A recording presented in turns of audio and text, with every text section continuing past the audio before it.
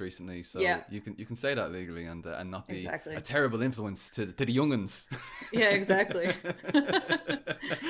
Hello, comrades in the chat. We have just gone live. Harry's getting on. Good to see a few of the familiar faces there. Today we have comrade Mexie with us. Going to be talking about the fantastic topic of anti-sectarian leftism. Shit, sorry. I have it open on my phone because I want to see the chat. Oh, you It's got? fine. Did you get an ad before this? I got an ad. This is punishment for me being a fucking sellout, selling my soul, putting Yeah, ads in the videos. I know, I know. It's so hard though. I respect it. I was watching your stream. Oh, I can't remember the comrade's name, but about communism in India, and it was The like a three faggots. hour chat. And for some reason, they loaded up all the ads within like a 20-minute time frame. So Oh, it it's the was just like, worst. Like yeah, I was watching. It was like every 10 10 seconds, seconds. like ad. But then there was like 2 hours at the end where there were no ads. And I Mm. was like, okay, I think they realize that most people are going to stop watching within like the first half an hour. So they're I like, guess so. all of the ads, like 3 hours worth of Yeah, ads in the first 30 minutes of the stream. yeah. So yeah, a bit of a mess. A couple of people have said that's been before. I'm gonna have to sort that out. That might be a bit of an issue. Yeah. Anyway, apparently the sound levels are good. The comrades in the chat are letting us know that everything's going okay. So Great. that's good to see. We can jump in. We can go ahead and get started. So, comrade Mexie, for anybody who has never encountered you before, I don't know how they've come this far on left wing YouTube and they haven't. But on the off chance that they haven't, maybe you could discuss a little bit about yourself. You could introduce yourself, talk a bit about your background, how you came to the left, how you ended up becoming a YouTuber, a bit about your channel, and a bit about your work more broadly. Oh boy, this Big one. yeah, buckle up, everyone. Um, so I guess where to start? Okay, how I came to the left. I've talked about this before, but I don't know. As a child, even I was just like inherently anti-capitalist. I just did not have the vocabulary for it, but I was Mm. just really like, I would just look around and be like, listen, all we have to do is basically grow food, build shelter, and then share it together. Like that's really all we need to be doing. So why is it that I need to like pick my career in grade 8 and, set my sights for 40 hours per week plus of just drudgery until I die? Like, why are we doing this? Mm. So anyway, I went into university and I guess in my teen years, I was kind of like, I don't know, like counterculture as well. Like I was really into like ad busters and I don't know, you might be, I don't know if you know that reference, but it's kind of this, I don't know, like they were really into kind of counterculture and like corporations and things like that and anti-war. Mm.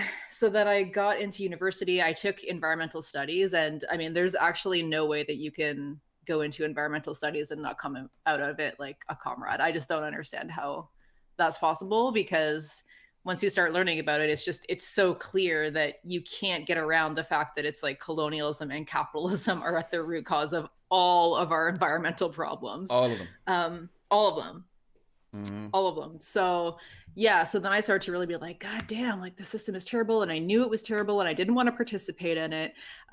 So anyway, I went on to grad school because I wanted to, I don't know, learn more and like do something to shake things up, and then read Marx's Capital.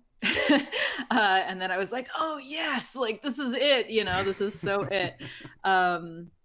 So yeah, just kind of got into things from there, and then how I started my channel. So it was actually like kind of weird. So I developed chronic illness, which I talked about in another video, Mm. because of like my eating disorder and stuff like that. So I developed chronic illness. I wasn't able to work as much as I could before, and so I was just taking on less things in general, so I had more time, I guess, to read. And I was watching YouTube, and at the time I started a channel, it was a vegan channel, and it was really ridiculous. I deleted all of the videos that used to be up, but yeah, even though I cared about veganism, I hadn't like, it wasn't a political channel. And then I Mm. was just finding that I was spending time, researching these things. And my partner at the time was like, why don't you just make a channel about things that you actually already work on and like, are already passionate about and know about? And I was like, okay. So yeah, then I kind of kicked off talking about political stuff. And at first it did not go well. Really? Well, Well, so I mean, the vegan community is fairly. That, yeah, that says it all, doesn't it? for sure. Yeah, the vegan community wasn't the most receptive. But beyond that, I was like a young woman on the internet, just starting out, talking about politics, talking about anti-capitalism. My videos were found by a bunch of like libertarian dudes with a lot more followers, and they Uh-oh. made like response videos to me. This one in particular, and my shit was just getting flooded by like, I don't know, yeah, teenage dudes who were just like disgusting. And like the messages that they were like, it was like sexually violent. And I was like, why is this happening? You know, Whoa. like it was just a lot. So I was about to shut down my channel. But Jesus. then I don't know if you remember Democratic Socialist had a channel. Yeah, I do remember. Yeah. Yeah, so he actually made a response video to the libertarian who had responded to me. And then I guess through that, I kind of met some other online YouTubers at the time, like Zexazy and like Finbull and like just like other people who were kind of doing other communist stuff on the internet at the time. Yeah. And it was a few of them who were just like, no, you should really just keep up your channel. Like we need this kind of content online and whatever. And I was like, okay. So I did. And that's, yeah. Here you are. Yeah. Yeah. Yeah, and glad to have you here. I mean, you've inspired like a whole host of other comrades as well, like in your wake. So it's yeah, I find that so wild when people will say that they were inspired by me. I was just like, oh, and it's just such a wonderful thing to hear, you know. And like so shocking every time, but yeah, it's really nice. Yeah, it's like a domino kind of effect. Like there's just like one creator will start things off. I mean, like anytime you talk to like a left-wing YouTuber now, they were always sort of like triggered by, as you said, like these sort of OGs. I mean, we had a Hakeem on recently, and like he again was talking about how he sort of saw like these old videos. You know, he mentioned like Finball and all these sorts of characters, and you know, again, it was them who sort of pushed them to go a little bit further. And now you have all these new content creators who are just like, you know, citing Hakeem and stuff like that. And yeah, so it's kind of it's nice to see. It's nice to see it growing like that. And I know. Yeah, well, because the Hakeem was kind of an OG as well, but then he went away for a while, so I have to get back into his stuff because I just saw that. Yeah, he's like the nicest guy in the world as well. Yeah. Yeah. So yeah, I'll definitely have to check his stuff out again. But yeah. Yeah, it's excellent. Well, anyway, I could sit here for like 2 hours talking about how much I love Hakeem. Yeah, brilliant. Thank you so much, Conrad. I should mention to the people, I think we're going to do this for probably about 90 minutes. Probably going to do about an hour and a half this evening. So we're going to try and push through these things kind of swiftly. We unfortunately on this stream we have a tendency to talk shite and to ramble for that's okay. hours and hours and hours. But we're gonna try and move through things pretty swiftly today. But let's get things started with a cheers anyway. Let's have a drink and a cheers there. Cheers, and, cheers. So cheers. I can't see your video anymore. Is it? Did you turn it off or? Yeah, I'm sorry. I actually did drink. Okay. the good I'm people. just kind of like. Oh, cheers. is he doing it? Is he not? No. I turned off my video being sent to you because some people were saying, people were saying that the stream was slightly lagging at the start. So I was thinking maybe there's like a bandwidth issue because I was sending video to you. I was sending video to Streamlabs, and it seems to be a little bit improved now. So, but yeah, no worries. Please trust me that I did. Trust that we're cheersing. Listen, I'll drink again for you. Just okay. So 1, 2, 3, cheers, sláinte. Cheers. So this is a wine cup. I've got some red wine in my wine cup. And I was saying to Paul that I got high before the stream, so it's not just wine that you're enjoying this evening. Not just wine. Yeah. Although brave choice, mixing weed and alcohol together. I mean, you know, they can kind of multiply each other's effects. I don't know. I guess like I usually do them both together. So. Oh really? Yeah. Well, I'm glad it agrees with you. If I was getting stoned on stream, I'd be just like, oh my god, there's all these people watching. Oh my god. Oh my god. Yeah. Well, I can't see anybody but your icon, so it kind of feels like it's just us. Yeah, that's all it is. We can just pretend Yeah. other people aren't here. Although hello to the other people. I do see Mad Blender Leslie is in the chat there. How are you getting Oh, on? hey Leslie. Sorry, I should bring back up the chat. I can't see what people are saying. There's a bunch of great comrades in the chat there. Absolutely, lots of love to them there. Anyway, we've been messing around for about 10 minutes here. Come here to me. Let's jump into the sort of let's get down to business, as they say. Let's Yeah, get down to brass tacks. brass tacks, as they say. Yeah, business brass tacks. Here we go. The capitalist colonization of our minds, right there. Anti-sectarian leftism, the pros and the cons. So before we sort of start taking this apart and talking about it, really, what exactly do we mean when we say anti-sectarianism or anti-sectarian leftism? Are we suggesting that all leftists should ignore our differences and join one big tent left organization? Hopefully not. Hard agree. Yeah. Yeah. No, definitely not. And I mean, like, obviously, yeah. I guess it's like hard when you try to think about it. It's like, well, what do we really mean by sectarianism, right? Because it's just like there's kind of layers deep on that, right? Like, Absolutely. because if we just mean sectarianism as in like people disagreeing on, the ways forward or whether or not we can get to full communism through wielding the tool of the state or not, like, like obviously people are going to have disagreements. So if that's what you're saying sectarianism is, then I don't think we can get around that. Yeah. But then there's just like whole other levels of where people take it that I feel is ridiculous. And also organizations too that could be doing a lot better work, in my opinion. Like they spend their entire time just attacking other organizations or broadly left organizations when they could be actually building socialism or trying to move towards communism or past capitalism or however they want to conceptualize it, Yeah, but they're also like alienating people in their approach because like they'll go out and kind of like do the work of going out to different protests and talking to people, but it's very much like, okay, read these books, like understand these points, because they have like an organization line and it's very like either read these things and join us or like goodbye, you know what I mean? I do, fucking hell, all too well. Oh my god, the people like the people who've just read Combat Liberalism by Mao for the first time. They're just they get so intense about it. And Black Red Girl actually, as a Maoist, had a whole bit complaining about baby Maoists as well, and for doing that particular thing. I think in the US there have been some issues with like the Red Guards attacking like DSA members and this sort of thing. I don't want actually. Well, I feel bad about naming and calling out people. I'm gonna try and not do that from now on. But and lots of love to Maoists generally. But different people have different tendencies, can become quite dogmatic, and I think it is generally maybe kind of if you're new to a certain tendency and suddenly you're really invigorated and you believe you found the answers through Marxism or through anarchism or through egoism or through cynicalism or whatever. You found the holy grail and everybody must drink from it,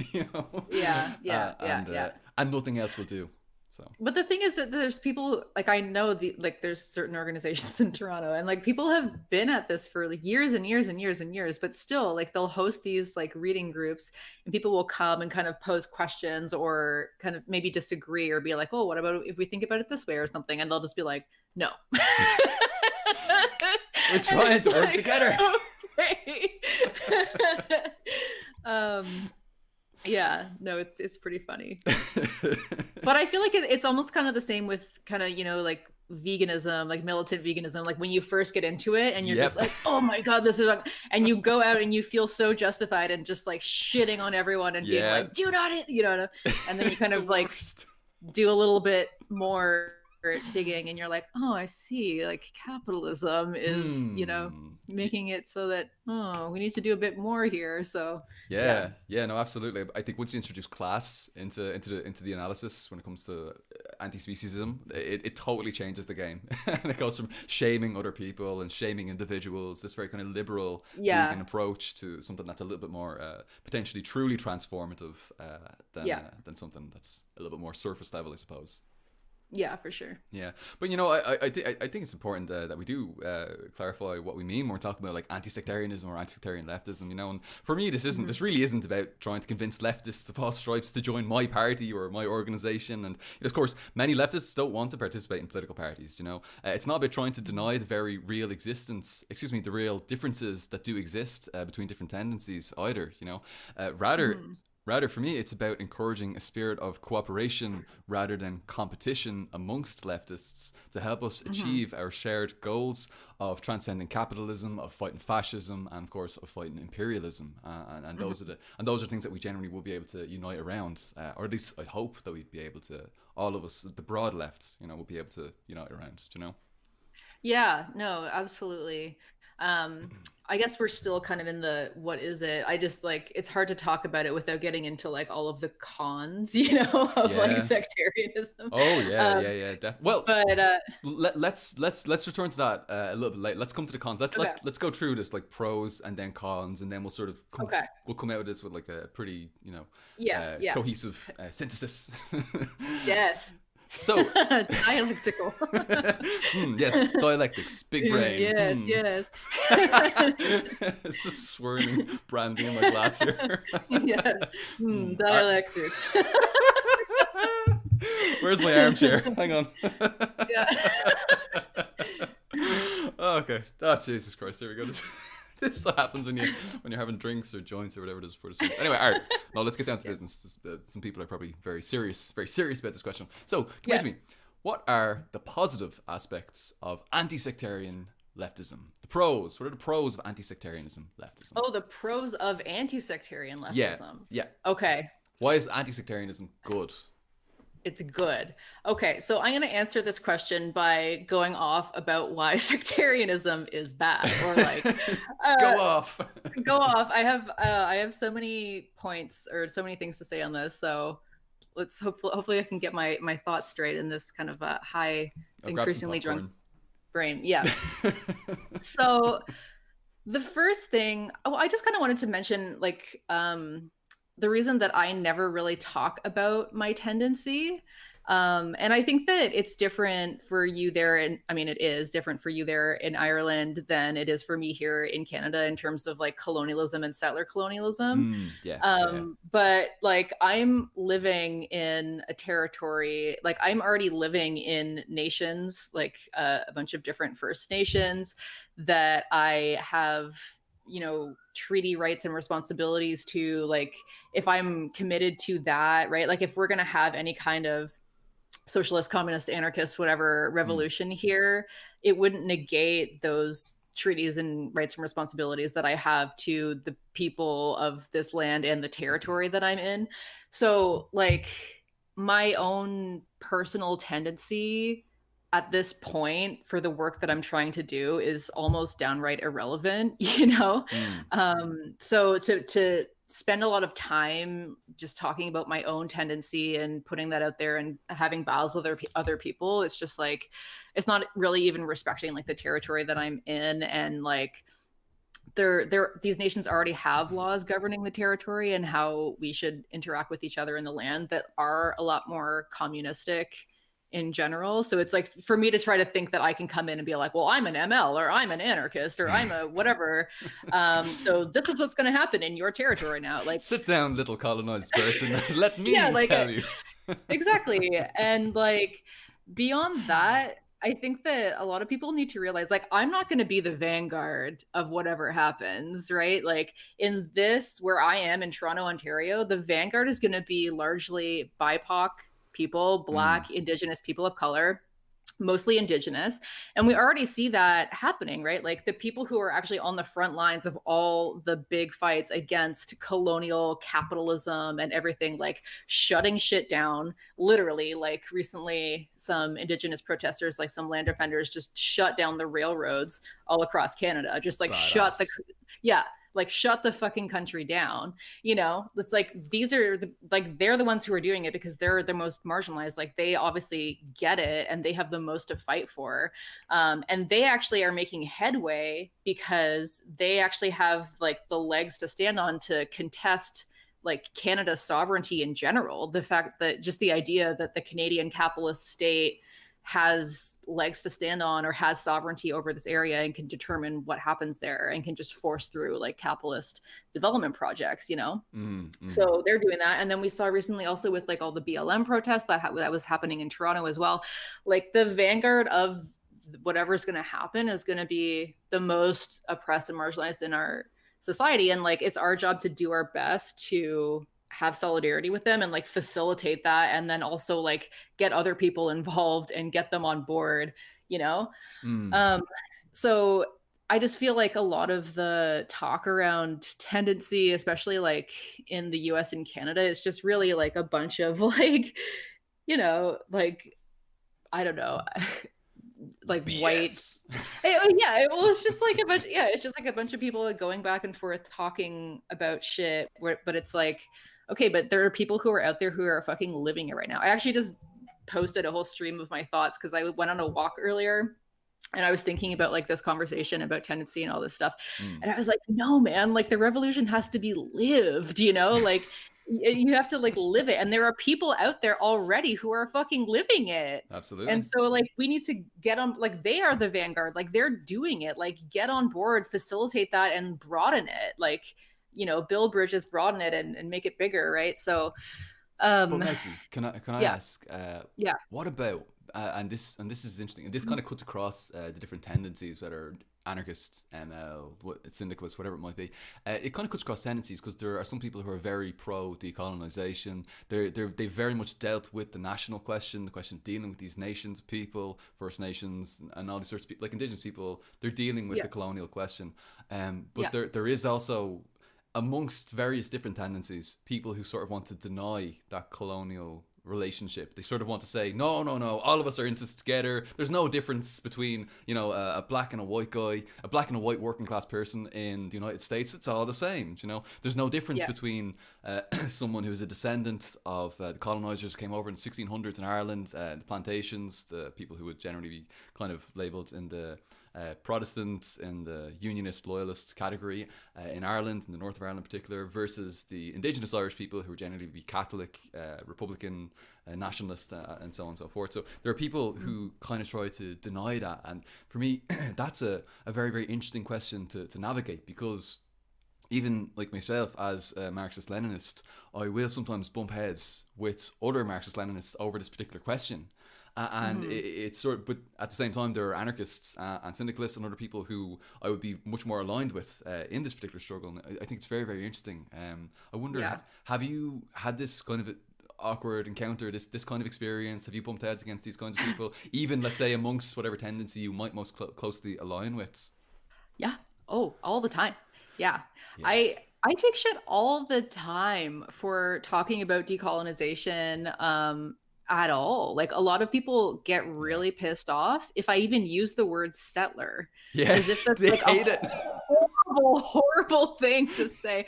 Like I don't understand it. And it's so funny because like it's mostly online that I get this shit, because like everyone who's doing work on the ground in Toronto and like here in Canada, like there's no debate. It's not like people are sitting around being like, oh, like, should we give Indigenous people their land back or should we not? You know, like nobody is fucking talking about that. Like we're all out there in solidarity with everyone's struggle. Like we're all on the ground, like doing work together, you know?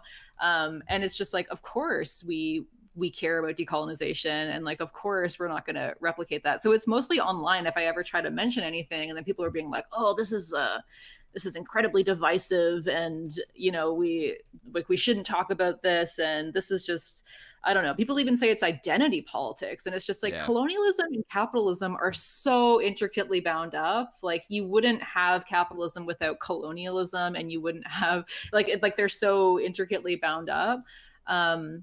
So it's like, how do we think we're gonna, you know, get rid of capitalism without getting rid of colonialism? And especially like on a global scale, right? Like getting rid of imperialism and neocolonialism and the whole like colonized world versus the global north, right? Like it doesn't make any sense to me. But yeah, I come across this all the time. And I think it's just, I don't know, it's people not really wanting to grapple with the fact that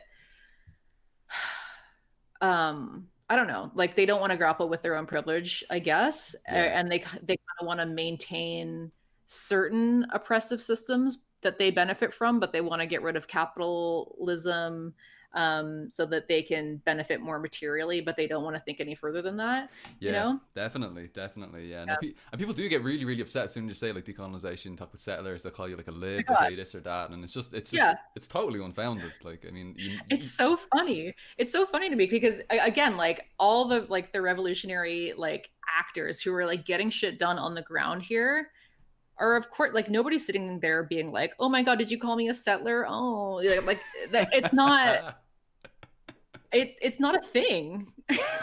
But if I ever post about it online, it's people. just like a stream of shit and people being like, "Well, I don't see why we should listen to indigenous people. They're only 5% of the population." And it's Oh just like all these like Jesus. really weird things. And it's just like, okay, Ugh, whatever. Jesus But I mean, Christ. like it's typical, I guess. Like, that's a yeah. I feel like a lot of even the sectarian battles are things online, and I just Oh feel yeah. like it's so annoying because it's like for every 10 people that we have on the ground like doing good shit out there, like really getting shit done, there's like 150 people who are just behind their computers like watching them do it and being like, well, I don't think this is revolutionary. Or like here's like a here's like a let's do a panel talk live stream about how like not revolutionary this actually is, you know? Donate to my Patreon. Thank you. Oh my god, no, perfect time for Patreon shit outs there, by the way. Donate to our Patreons. uh, that's the most revolutionary thing you can do, in fact. Yeah. The 100 people standing behind me right now have assured me. Yeah. See, we do panel streams commenting on the people who comment on other people, and we're commenting on how they are indeed not the revolutionary ones. Oh, meta commentary. Yeah, we're just meta. Yeah, but we need this lest we think that no, it's okay to sit there like critiquing actual shit being done on the ground and being like, well, I don't like that. I actually just posted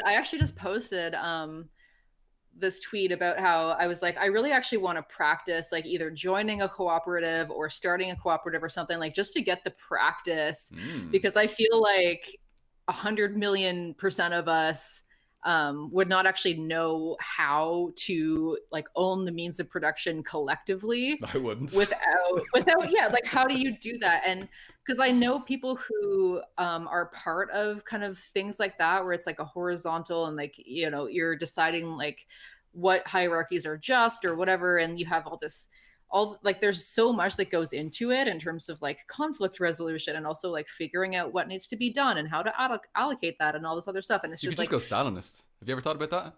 yeah. Have True. you considered Stalinism? Oh, okay. Oh, problem solved. that's the appeal of that. That's the appeal of that. Okay. Straight to business. Okay. All right. Yeah, but no, honestly, like I feel like we don't know what we're doing. Like we actually need to practice. Like you have again, like you have to live it into existence, right?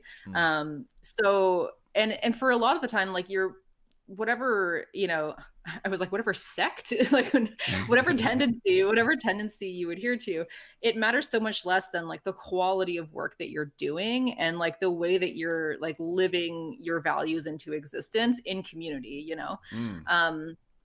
So but anyway, but somebody commented on that thing saying that like either that they had started a co-op or they were trying to talk about starting a co-op with some other socialists, and then like all those socialists were just like, oh, that's not revolutionary, or like that's not real socialism or whatever. Shut the fuck up. And I was like, of course they did. Of course they said that. Of course they said that. Like again, yeah. Could you imagine if you met someone in real life who did that shit and you'd be just like, oh wow, because it's online. Because it's online, you're just like, no, it's not the true socialism. Yeah, it's not true socialism. Yeah, but sorry, go ahead. I actually know like some people in real life who would do that, and they're part of these hyper sectarian like revolutionary organizations. And it's just so fucked up to me. Like I just and they're very like, it's like the same like as again, it's very much like, okay, here's the party line, and then like if you disagree with this, like you're wrong. And for so many things, I find it really obnoxious because it's like, okay, so officially we don't support Palestinian boycott, divest, and sanction um, a campaign, um, basically just because, we don't support boycotts, and like we think that the Israeli working class and Palestinian working class should be working together to overthrow things or whatever. And it's just like, okay, so how are you moving forward to help that happen? Like it's just kind of sitting back. It's like, here's our lines, but there's no point. It's like, okay, but what are you doing to advance that cause then? Because you're just basically saying, like Palestinians have said, we have like a multi-pronged approach to our struggle, and here's one way that you can support us in solidarity. And you're just like, no, that's wrong.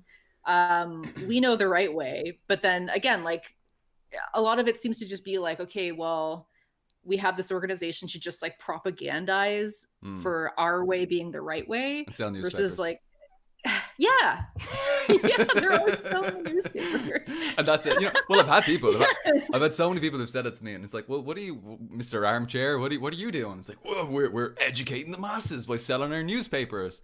I'm like, wait, you're shitting on people who are doing co-ops, who are doing mass work, who are getting out there doing proper mass line shit, actually contributing to bettering the community in tenants unions and workers unions, properly organizing a socialist infrastructure in our country.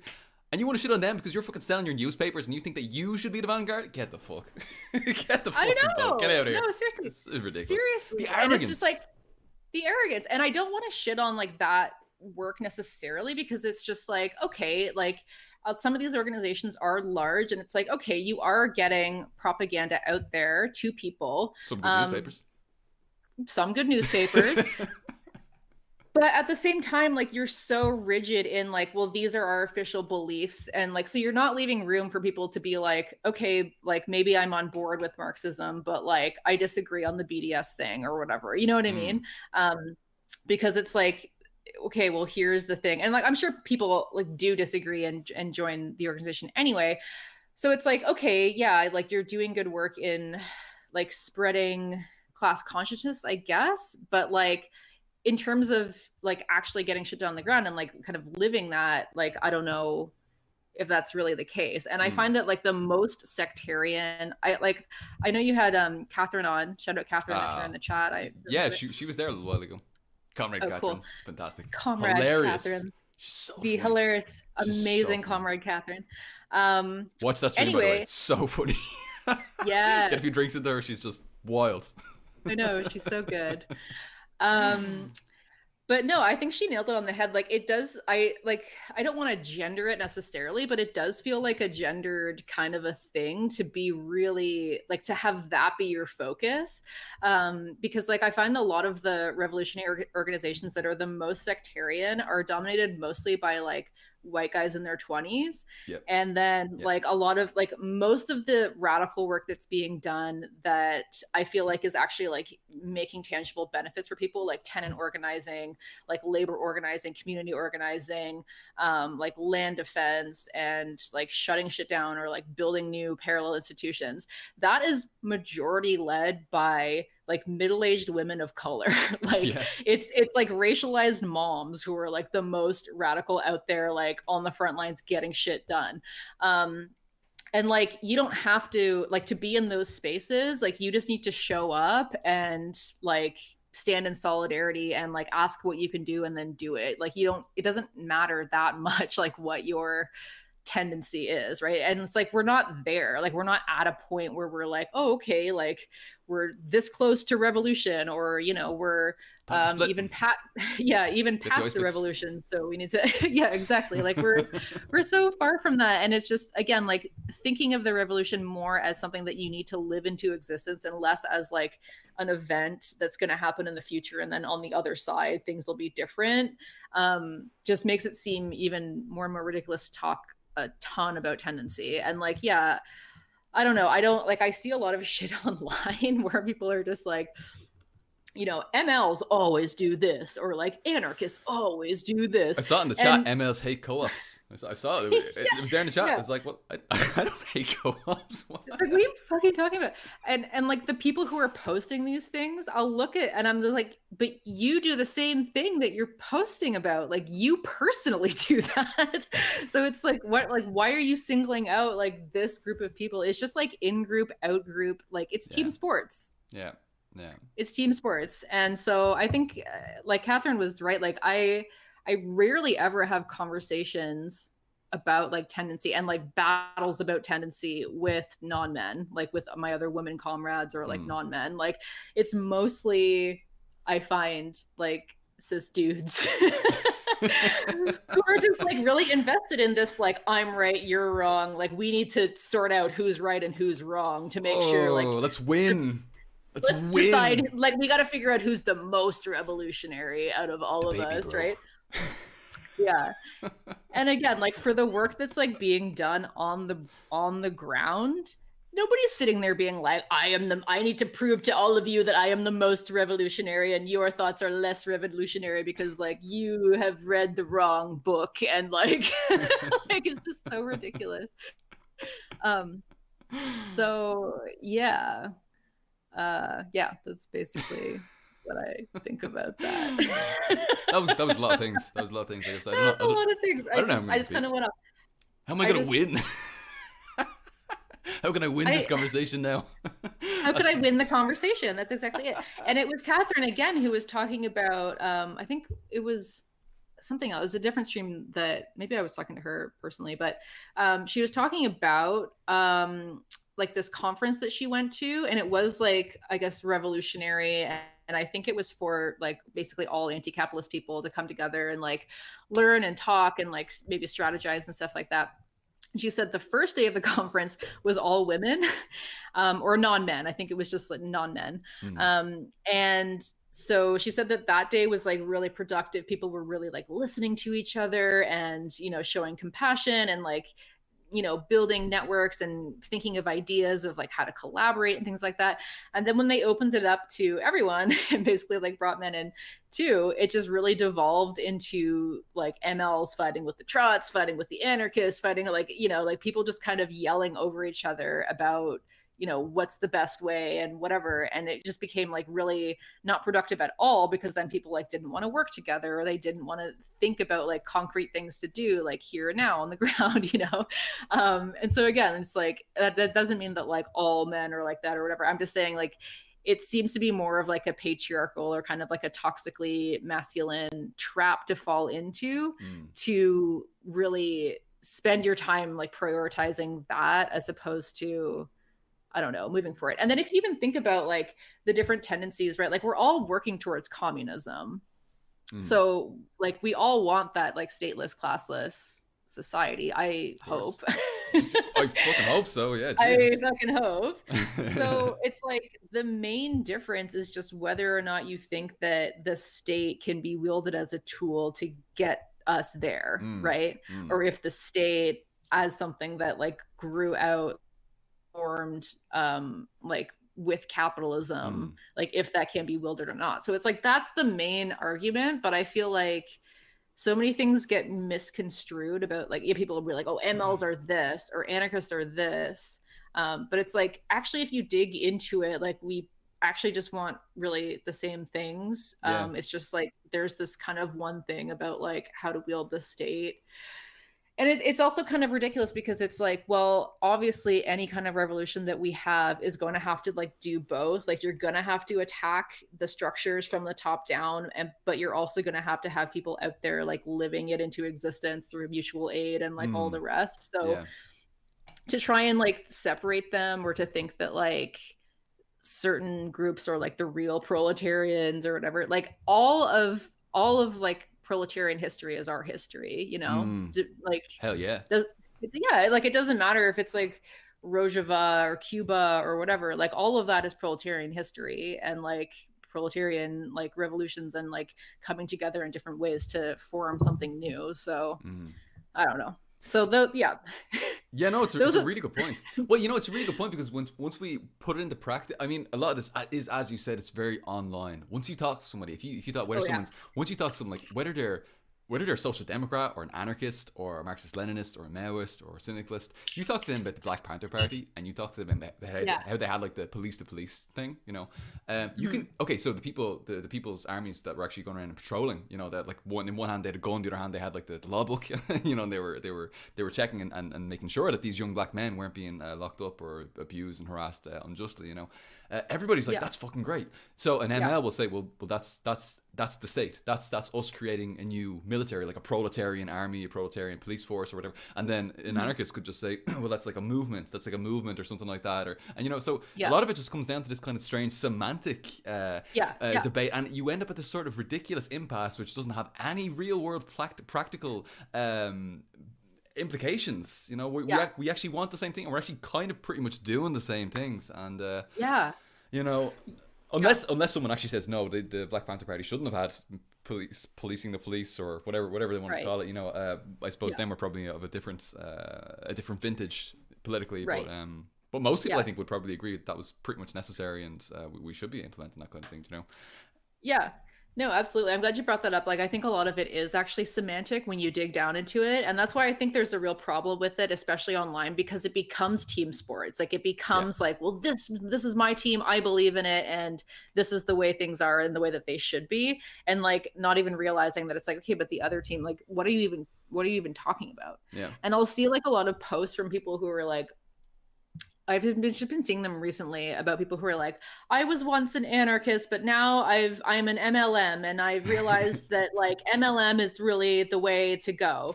And it's having like 2,000 likes or something. And I'm like, cool, okay. And I just want to ask them like, okay, so like, how does that impact how you show up in the work that you do on the ground? Like, is that really going to change materially how you show up to organize in any way, Yeah. Because I doubt it. Like, given the stuff, like, there's so much that we have to do before, like, we're nowhere near, like, seizing the state. Well, I tell you what, though, there are some really, really good. MLM does provide some really, really useful strategic, tactical, organizational strategies, which I think are quite like the mass line is so essential. Yeah. It's actually this is a funny conversation that I have with like MLMs. I'll talk to MLMs like, Paul, why aren't you an MLM? What the fuck? Why are you an MLM? Why are you an ML? You fucking revisionist? And I'll be like, well, and then, like we'll get into it, and I'll be like, basically, I'm just like, well, I don't really accept that it's a higher stage of Marxism. Okay, yeah, whatever. I don't really like what happened with Gonzalo. I think there was massive fetishization of violence, etc., etc. But then when it boils down to it, it's like when it comes to like mass line, when it comes to culture of revolution, when it comes to like basically even protected people's war in certain circumstances, like I'm like, yeah, I'm with you. Like these are all fantastic. Let's do it. Let's fucking do it. I'm like, let's do this. And it's like, oh, but you're not calling yourself an MLM. And I'm like, well, no, but I'm literally going to do everything you want me to do. Like everything. Yeah. I think these are all great. We do need to be doing mass line. We need to be doing mass work all the fucking time. Yeah. But exactly. It's a semantic thing. Why aren't you calling yourself an MLM? And yeah. Like, who gives a shit? Who gives a fuck? We're out here doing the mass work. It doesn't make a difference, Yeah, who gives a shit? And that's what I mean. Like, especially like as a settler, again, like it's just like, okay, but I'm in like like who gives a shit what I call myself? Like that's so, I don't know, like self. It's very individualistic. Yeah, like flagellating, yeah. I'm not communist enough. Whip. Yeah, like I don't know, like it's just, yeah, I don't know, really it doesn't make a ton of sense to me. Like just like the vitriol that people have, that's why I feel like it is like team sports. Just chill. Because just chill. And also, like, if we understand that all of this is proletarian history, then like of course there's going to be ideas that like different proletarian revolutions put forward that are going to be really useful and that we agree with and that we want to use moving forward. Like people are just have this idea that I think I like said something like that before about like, learning from the good that came of all of these different like proletarian revolutions or different like organizations, and learning of the bad and making sure to discard the bad moving forward, but like not being so strict on like I am this and so that means this and I am very rigid in that. Like it's so ridiculous. But then somebody commented to me that I was like a fucking lib for thinking that I could just like take the good things from an ideology and leave the bad things. And they compared me to Obama. Oh, Jesus Christ. Hey everybody, let's do communism. Do you remember when Obama said that? Do you remember that? Oh yeah, classic Obama, always wanting to instate a dictatorship of the proletariat. Yeah, but yeah, it's just like, yeah, the vitriol, but to think that like it's a liberal idea to think that like we should take the good and leave the bad, it's like, okay, I'm sorry, should we just replicate the bad because we've decided that we're on this team and like every other team we hate? So like let's just not use any of their ideas and use only these ideas and like So even if some of them ridiculous. even if we don't believe in them, like I don't Yeah. know. Yeah. Yeah. Yeah, no, it's completely ridiculous. Jesus, we're coming up nearly an hour. Come here to me. I'm gonna fly through. I'm gonna fly through what I consider to be the pros of anti-sectarian leftism, and then Sure. we'll dive You into don't have some to go cons. that fast. Like I can also turn off my screen and then probably talk a little bit longer. Well, I mean, would that be better for you? Do you want to do that now, and then because I I'm think it's a fine little bit right easier. now, but Okay, you're cool like right now. yeah, I'm cool right now. But Okay, yeah, for anyone who does not know, I'm very open about having chronic illness yeah. that is very debilitating. So Of course, yeah, yeah. So yeah, the screen, well, being on screen is quite agitating, I suppose, for the illness. And so, yeah, yeah, at any stage, just let me know, and we can just turn you off, and I'll just pop on like a little sure, substitute, and sounds good. we'll be good to go. Come here to me. Okay, so let's fire through this fairly swiftly. And I'm also conscious, because people are probably going to want to do a couple of like Q&As. People are Oh sure. people are pretty excited as well that you're on. So Oh cool. so I'm sure there's going to be a few questions coming towards later on the stream. So yeah, so we'll probably try and leave a little bit of time for that. So come here Cool. to me. Here's my thoughts anyway. I'm not gonna win. I'm not gonna On win the pros. the pros. I'm not gonna Yeah, the pros. win the fight of who can give the best pros for anti-sectarianism leftism. So I have to concede that I will not be debating in this particular point. But look, I think that anti-sectarian leftism, excuse me, that's the alcohol speaking. It's hugely beneficial when it comes to the broad united front for fighting fascism. When a fascist threat rears its Yes. head, super important. And we don't need to waste our time trying to build bridges between leftist groups, because we're already connected and cooperating, and we're maintaining amicable working relationships. So this way we're able to deal with the fascist threat much more effectively. Unfortunately, in Ireland, we actually had an issue. In Ireland, sectarianism is huge. Like there's huge problems between every single subsect of the left, and it's a massive problem. Oh And wow. the fascists were way ahead of us. They got ahead of us a couple of months ago, and for the last couple of months they've kind of had the run of us, and they kind of thought that they ruled the streets. And it took us probably about 2 months to get our shit together, and now all of the socialists, all the Republicans, all of the generally progressive organizations are now together, and there's a massive anti-fascist bloc which literally just ran the fascists off the streets last That's weekend. so good. Amazing to see. Nice. But it Yeah. took time. We weren't ready when they came in first. We weren't ready for them. And Yeah. this is because we didn't have those bridges, those amicable working relations there in place. And so this is really important. When it comes to Yeah. anti-sectarianism and leftism, it's important that we're not wasting time. All this time on leftist infighting, and instead it also frees us up more time to dedicate to actually building socialism. Yeah. Rather than spending all our time online, which is not necessarily the best use of our time. We have limited lives, despite what Yeah. young people may think, and it is young people generally. Let's be honest. Yeah. Let's call a spade here. Yeah.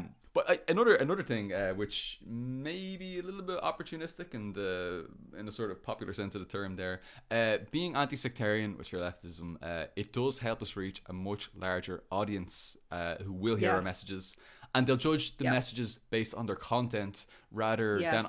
than on what symbol it's attached to. Whether it's attached to a Yeah. hammer and sickle or the anarchist A, or whatever it might be. So I think that in itself is worth considering.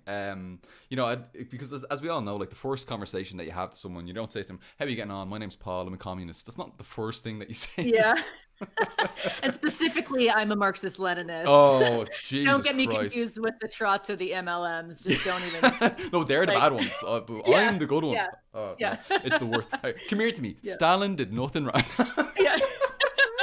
The worst way to start a conversation ever. Yeah, That stuff comes later, I suppose. But Yeah. Nah, I'm only messing. I'm just like poor, like, middle-aged, like old lady worker is just like, okay, like just moving away. Like, Oh, that's nice, sweetie. Okay, yeah, grand. okay. I'm gonna close my door now. Yeah. And this is something. This is actually something that you touched on earlier on, which is I think really important. When it comes to anti-sectarianism, this is really useful for new leftists who may feel alienated, again, in the popular sense of the term, not necessarily in the Marxist sense of the term, from certain groups due to extreme sectarianism, you know? So, like, for example, if you look into the left and the first thing that you see when you approach these spaces is someone shouting about Trotskyites or leftists foaming at the mouth, calling each other tankies or anarchists, like, you're probably not going to want to be a part of that space. No. You're just going to think these people are just like these rabid animals, like, attacking each other, and you're not going to want to be a part of that. And it's so embarrassing. It's embarrassing. Left Twitter is so embarrassing. Jesus Christ, it's the most.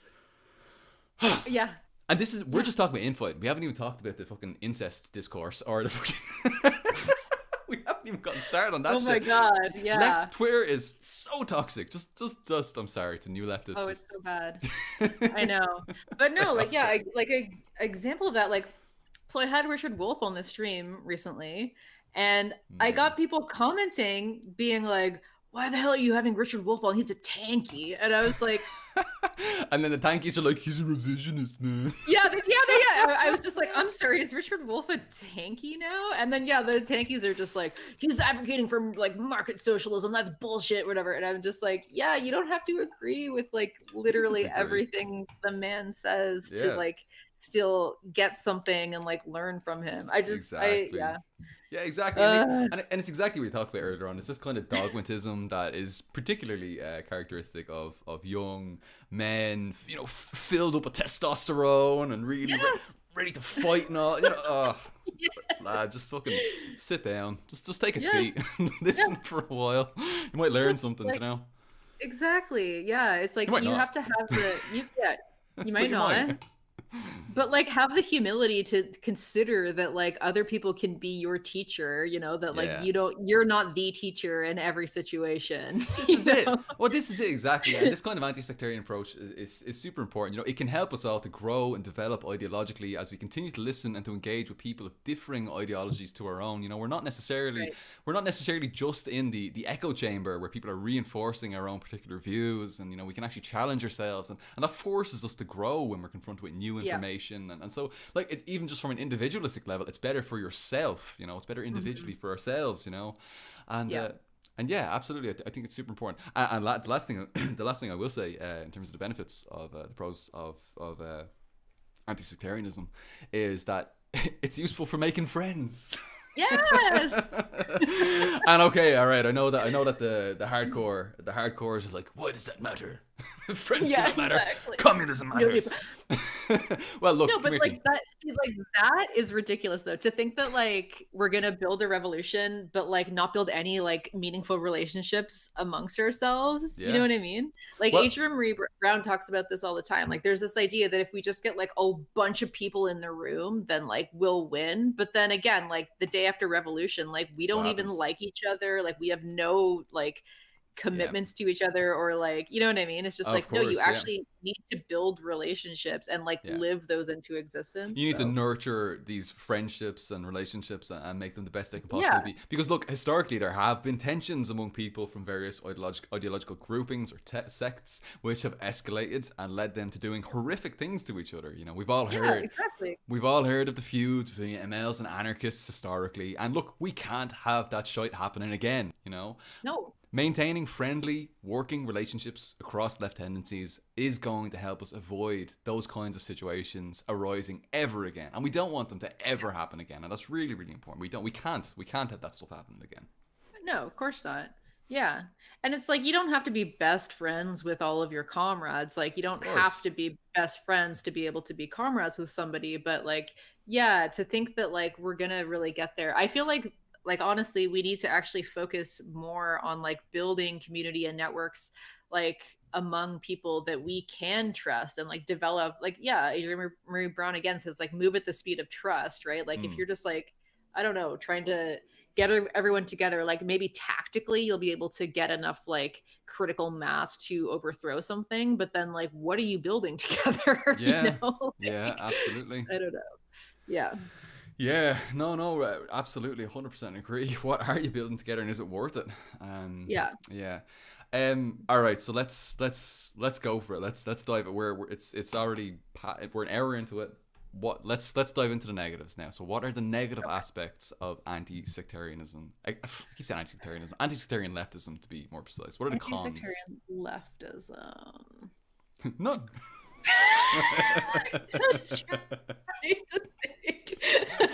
Hmm. I don't know. I mean, like, I remember you said on stream, I think with Catherine, that like being more forthright about your personal tendency has led you to making actually more connections with people on the ground and like getting connected with different organizations on the ground that are doing work that you agree with. So like, you know, there is something to that in terms of like being able to find other like-minded people and then think about doing work together.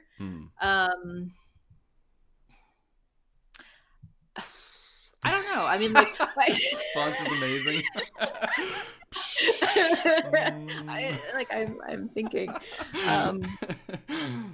Well, I mean, evidently, it's apparently great if you're in your 20s and a young man and you want to fight. So, you know, it's an excuse. At least that's true. It's a really good way to show everyone how smart you are, how revolutionary you are, how beautiful your armchair is. How beautiful your armchair is, what a big, strong man of history you are, and that you are meant to be. That's what it's good for. Yeah. solid arguments. Yeah. Definitely negate all of the pros that we had before. Yeah, you can get a lot of clicks on your posts. Yeah. Get a lot of visibility for yourself. You can hang heads over your fireplace. As the strong man of history, you can belittle people who are doing good work on the ground. I mean, that's what you want to do as a principled leftist. Yeah, make them stop what they're doing because it's not revolutionary enough. Yeah, I think those are the main cons. No, you know, it's actually it's amazing to hear that. I do have cons. I am probably, when it comes to anti-sectarianism, I'm like, you're like the tanky of anti-sectarianism. Like, you're really like hardcore anti-sectarian. Yeah. You're like, you don't fuck with me. I'm more like a democratic socialist. Like, where I'm like, I'm kind of there, but I also see some other sides, and you know, so but generally, I'm with you. But I do have some concerns, and the concerns are not necessarily to do with how it should be with the ideal. It's mostly to do with, for example, how I have seen, unfortunately, anti-sectarianism being used actually to manipulate others. So people will call themselves anti-sectarian leftists. And they'll use this to manipulate others, particularly those who are new to the left, into following their particular tendency under the guise of anti-sectarianism. And this is why I think it's actually really important that we do remain honest and transparent about our specific ideological leanings. If people ask us, you know, what are you? Like directly like that, maybe not like publicly or something like that, but like in a private message, like, hey, would you mind let me know like where you stand on such and such an issue? For sure. And I really do think this is a problem, because I've met a number of people who claim to be anti-sectarianism, but the moment you start discussing strategy that doesn't align with their particular ideology, which they keep firmly veiled and hidden from plain sight, they can either become disinterested at best, or sometimes even outright hostile. And I've actually encountered that both online and in real life, and it was hugely disappointing. They would just call themselves like socialists. They wouldn't go any further into it, but they were they were really like hardcore Trotskyists, or they were hardcore Maoists, or they were hardcore. I didn't really have it with anarchists. Wasn't really an issue in anarchists. But it is like there is the potential for manipulation there, and just and sort of hegemonization as well, where you sort of make your ideology the only socialist ideology, and I think that can be a pretty serious issue. That's not necessarily a problem with anti-sectarianism. That's more a problem with just people being manipulative and not forthcoming in general. But I think it's something that we do need to address with this conversation, if that makes sense, you know? Yeah, for sure. I haven't really experienced that, so that's really interesting for me to hear, and I can definitely see that being an issue, especially if people are kind of taking their ideology as like a like a pure ideology, right? Like they're taking their ideology and so on, like sniff. The zero, as like the 0 point of reference, but then not admitting to that. Yeah. Yeah, no, I hear that. Like, I don't talk about my personal tendency again because I think it's irrelevant, especially as a settler in Anishinaabe territory. But Mm. like, I am very open about like my stances on like different things, right? Like, I just talk about It's the clear, yeah. issues. Well, Yeah, I it's don't. very clear. I mean, look, people can like read between the lines, stuff like that. It's clear. Yeah. And you have said it as well, like yourself a few different times and that, and like you're not sort of Mhm. trying to shroud or veil your perspectives, No, yeah, like which is important, I yeah, think. and I think it's important to like I would rather just talk about the issues than like my tendency, you Mm, know. mm, And yeah, I think that's really important, right? Because like there's so much nuance that gets lost when you're not able to do that, or when you're just yeah, like, oh, I have like a party line, and it's just like, but you can still like have disagreements within. Like anarchists can have disagreements, MLs can have of disagreements like course. within each other, and like again, that's how you like learn and grow and come to like come to new ideas that are more than the sum of the parts of like the people who are there, you know. Exactly, and we talked a little bit about this earlier on with regard to the question of the colonial question as well. Like that's a Mhm, hugely mhm. contested issue across the left, the spectrum of the left. You know, so Yeah, yeah. Yeah, exactly. But then that's another great example, like here in Canada, and you brought up the fascist issue as well. Like, luckily, even though there are some groups that I would say are more sectarian than others, and like at times can be alienating, mm, we still have like we have been really, really good. Like they have always shown up at like anti-fascist actions. They have always shown up for the most part at like indigenous solidarity actions, like Palestine solidarity actions and things like that. So it's like we do have like different people coming at it from different angles, but like I think we are pretty good, at least in Toronto, of like everyone coming out to like everyone's thing, love which to is see pretty it. good. Love to hear about Yeah, it. I yeah, wish yeah. we had that kind of unity in our the unity in action. Mhm. You know, the unity in action, Yeah, which is important. You yeah, know, because sometimes people will think yeah, when we say like we talk about left unity that like you want everybody to just join like the like whatever your equivalent of the DSA is or some shit like that, and yeah, that's not at yeah. all what we're talking about here. You know. Yeah, yeah. So yeah, I mean, I have seen for the most part unity in action, for a lot of different issues, which I think is really, really great. It's great to see. Yeah, Um, yeah, yeah. and a lot of this is just like online stuff. Um, Hugely, yeah, but it huge. gets a lot of like people really want to talk about it. They Like get we're excited. yeah. So, well, because you're on the Discord, but me, Mad Blender, and Catherine have a Discord, and we do like these live political chats. Shout And out.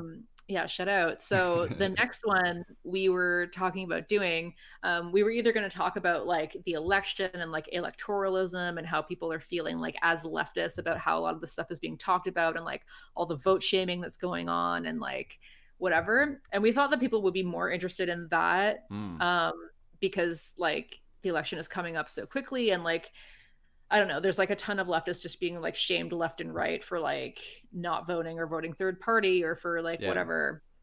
Um, but no, everyone chose that they wanted to talk about tendency and tendency battles and whatever. Like Oh people yeah. really like it's like a big thing that people are interested in, and like people who post about tendency stuff are about like, oh, I used to be anarchist, but now I'm MLM. I Like saw the light. it gets like a 5,000. Like people are like really into it. Really into it, yeah. Really into it. Just So ridiculously into yeah. it. Yeah, no, it's you will see that like on Twitter, like 5K likes someone who says I've now realized the errors of I've my seen ways. the light. Yeah. Whatever it might be, whether it's ML to anarchist, anarchist to ML, Yeah. whatever it is, people just they just lap it up for whatever reason. Yeah. Unless you go too far, unless you're doing it like every week, then people are just like, Yeah. We're like, okay, Wait a minute. we know. Last week you were a syndicalist, now you're an Yeah. anarchist, and now you're a Maoist, and I think you're talking Yeah. about what social democracy. Okay, well anyway, yeah, you don't I suppose abuse that too much, but anyway. Another thing, we talked a little bit about the potential for manipulation, which isn't necessarily inherent to Yes. the issue, but it could be. It's potentially there to be abused. Hmm. Another thing that I think is worth addressing is that anti-sectarian leftism can lead to strategic impasses in some cases. It's great. excuse me, it's a great defense against, say, for example, fascism. But how do we move forward towards socialism if we're trying to please everyone and everyone has conflicting paths forward? So to the point where many of us don't even agree on what the term socialism means. What does socialism mean? Is it worker ownership over the means of production? Is it transitionary state between capitalism and communism? Okay, I mean, what is it exactly?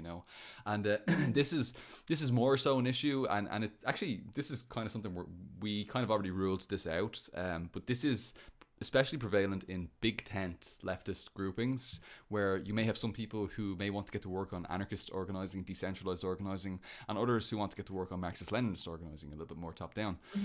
But of course, these strategies often come into conflict with each other, so you find yourself stuck arguing over what strategy should be pursued, and this ultimately impedes our effectiveness in organizing. Compare that to a group of anarchists or a group of MLs who are already ideologically aligned and already have that shared vision, so they can get to work immediately. Now, well, the thing is, you and I have already sort of ruled that out. We've already said that that's not really what we're talking about, but it is something that it's actually Comrade Catherine raised that as an issue that she had experienced historically, and I suppose being in these groups with Trotskyists and anarchists and Marxist-Leninists and Maoists and all these people, and everybody's just fighting for the correct line and all these sorts of things. So, but as you said, that's not really what we're talking about here.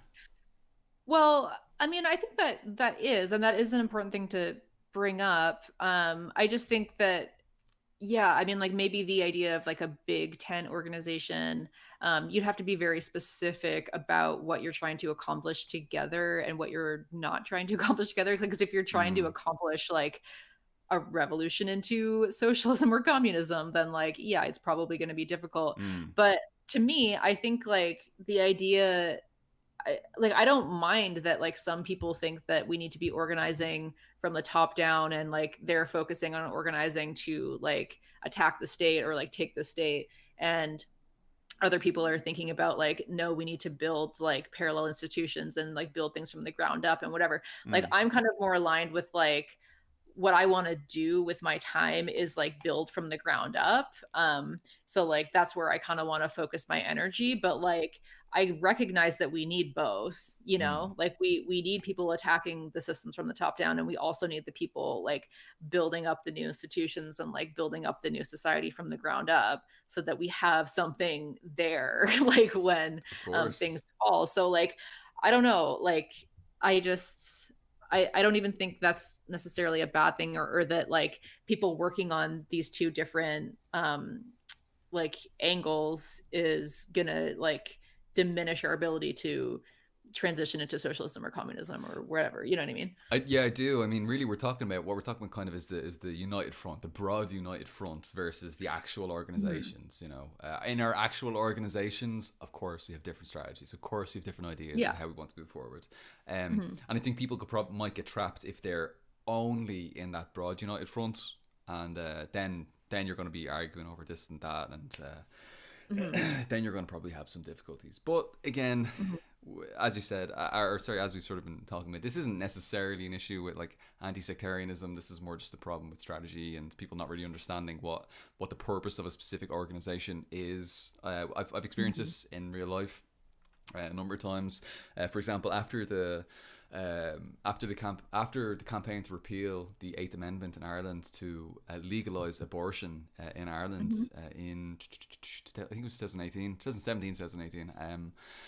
After that, we built up a coalition to repeal the Eighth Amendment, and there were a number of members of that coalition who were from various different parties and different organisations and different groups who were after we'd won the vote, we got the vote to legalise, and we'd worked together. We'd spent months and months and months doing this. They were like, okay, so let's stay together. Let's just be this united counter-hegemonic bloc that fights. And then like us in the socialist organizations and the communist organizations and the anarchist organizations, the trade unions, like people from the specific organizations who weren't necessarily tied to an organization, but like one proper like organization that wasn't just like a front group, and we're like, we achieved our goal. This is a success, but let's not push it. And I think that was a little bit of a kick in the teeth for the people who weren't already part of these other organizations and who didn't necessarily understand the differences between the groups that were working together on this particular issue. So, but again, these are the sort of things that you sort of iron out as you're organizing, as you're working towards building your shared goals, you know?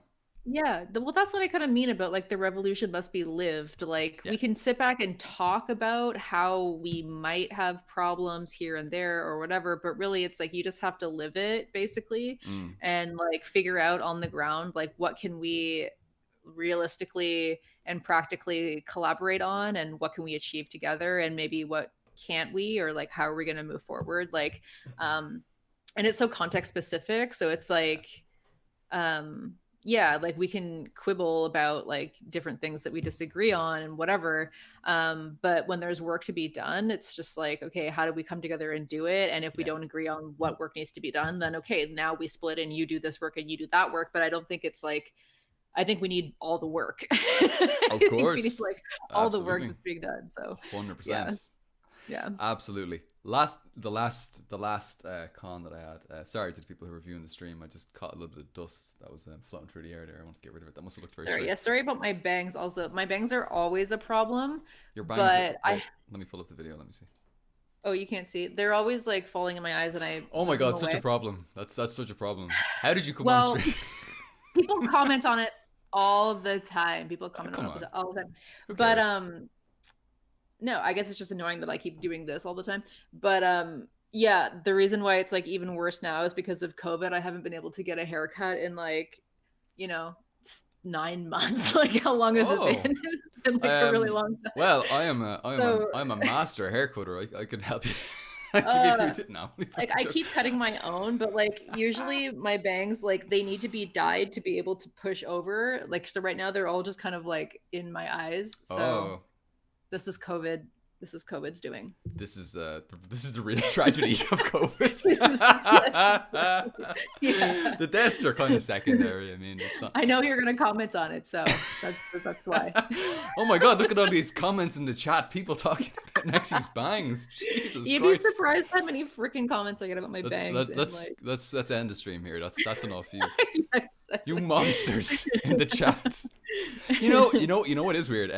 Since I cut my hair shorter, oh yeah, I like it. By the way, it's nice. Oh, it's nice of you to say. Thanks, Mexie. I appreciate that. But yeah. There's when my hair was long, I kept needing to like pull my hair out of my face. So I kind of kept on the stream. I kept on doing it. I kept pulling my hair out of my face because it's just like a mop. It just comes down straight in front, and I just like pull it to the side or pull it back, and And I keep doing it now. Like it's just a habit that I keep on just doing it, and it looks like I'm just sort of like this self-indulgent bastard. It's just like rubbing my hands through my hair, like, you like that, audience? You like that? Is that good to you? Blowing kisses. Awesome. Oh, it's so cringy. I look back and I'm just like, oh, you fucking douchebag. What are you doing? No, I haven't noticed, but now I'm going to notice and be like, oh, there it is. This is why I turned off the video for you, just so you wouldn't be fucking repelled. So you wouldn't just exit the stream immediately upon realizing my douchebag. Well, you've been watching me do this all stream, so. Well, I didn't notice. Maybe the good people in the chat didn't notice my embarrassing rubbing my hands through my hair. Maybe probably nobody noticed, but I do get quite a few comments. But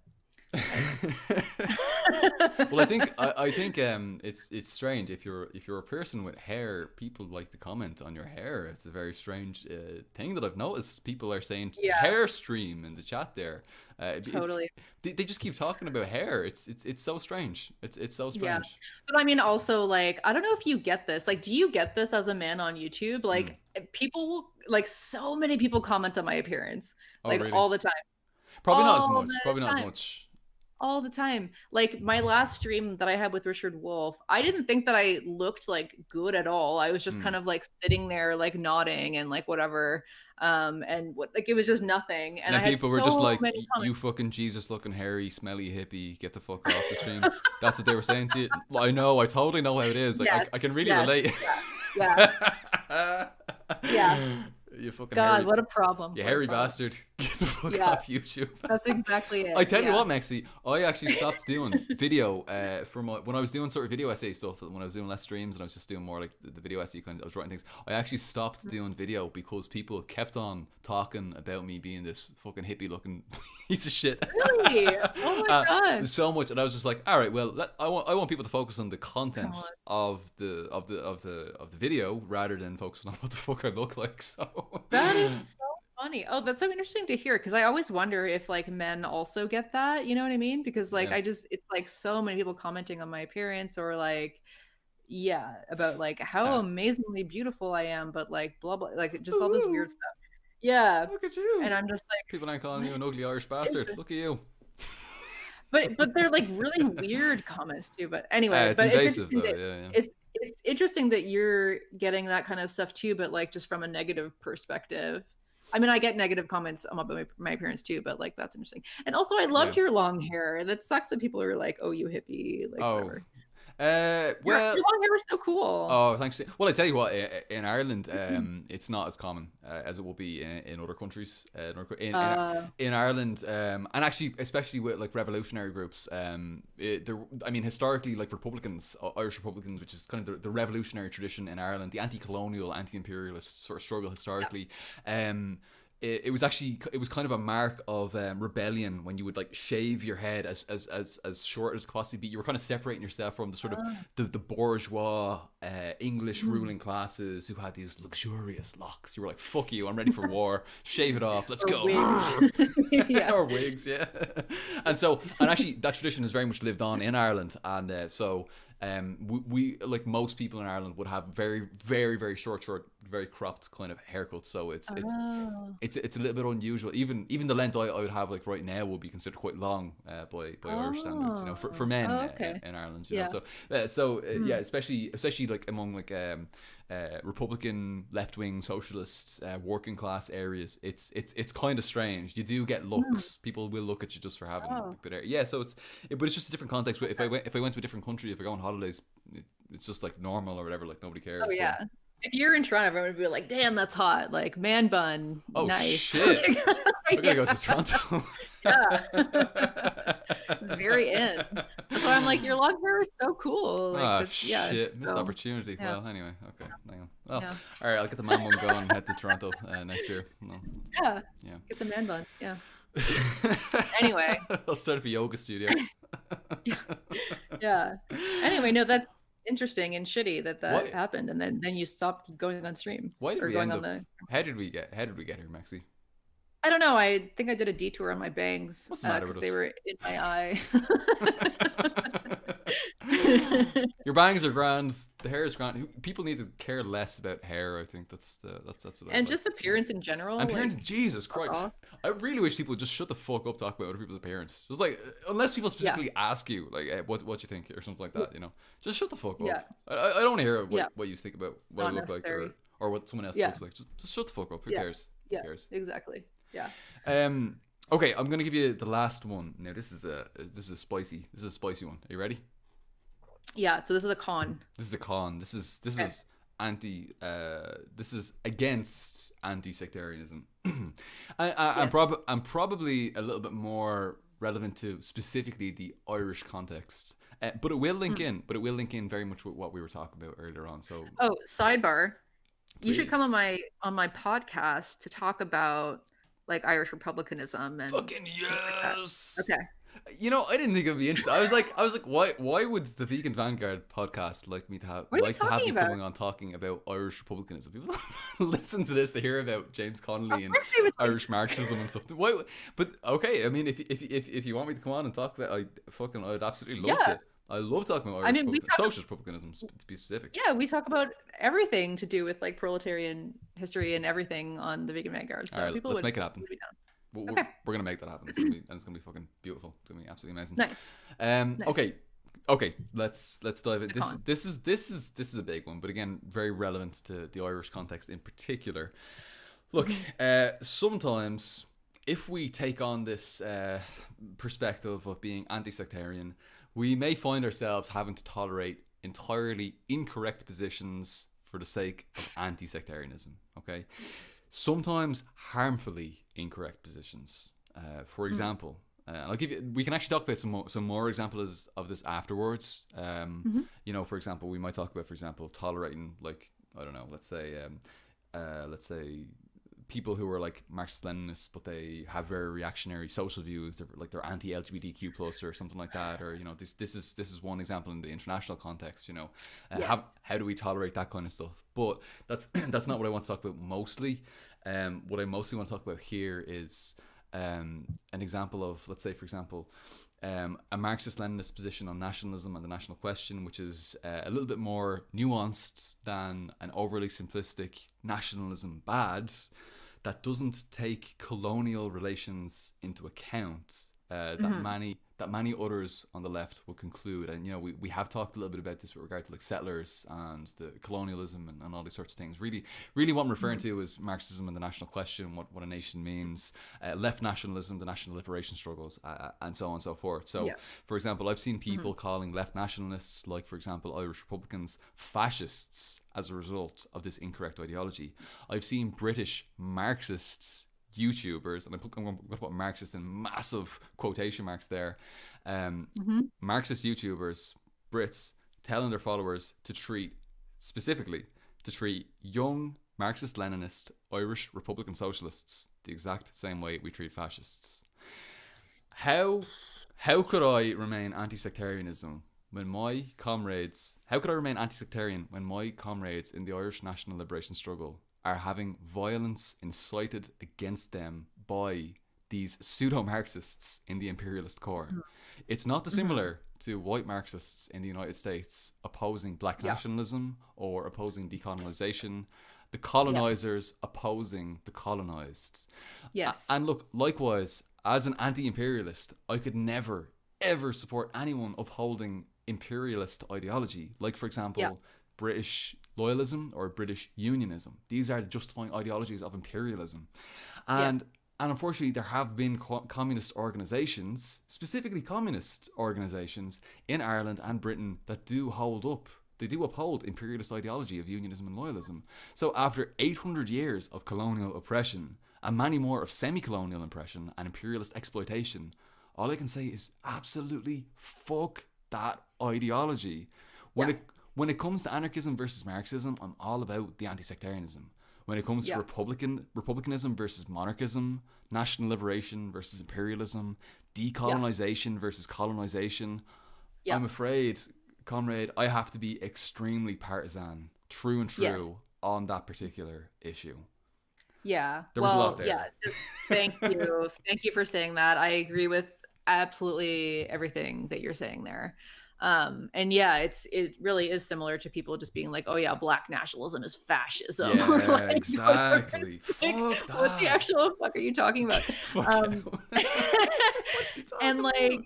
yeah, but people will say the same thing for like indigenous nations Yep. like as well, and it's just like, are you fucking kidding me? Like You're having a like laugh. Get the fuck out of here. What a joke. What the I fuck? yeah, it's appalling. It's absolutely appalling. And yeah, I agree. Like I also must be very partisan on this issue.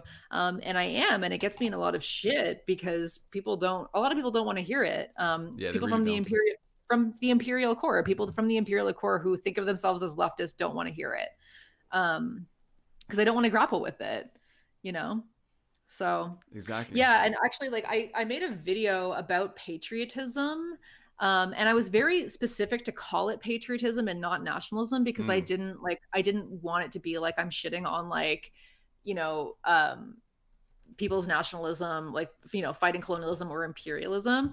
But I still wish that I didn't want to make that video that long, so I didn't like talk about it that specifically, but I still feel bad a bit like having that video still up because a lot of people are misinterpreting. Like I was very clear to be like, I'm talking about settler colonies like Canada and the US, like to have patriotism for Canada, like as a settler colony, Mm. is ridiculous. Very different. Yeah. Um, yeah, but yeah, I don't know. Maybe I'll just unlist that one because like people aren't really getting that, and then I feel like it's kind of playing into this thing that you're talking about, where yeah, like leftists in the imperial core don't want to actually grapple with these questions, and um, like just further like imperialist or colonialist ideology.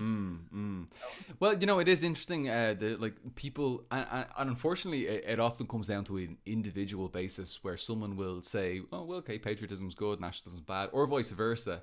Usually, Yeah. usually distinction is that people will make is patriotism's kind of good, and nationalism's kind of bad.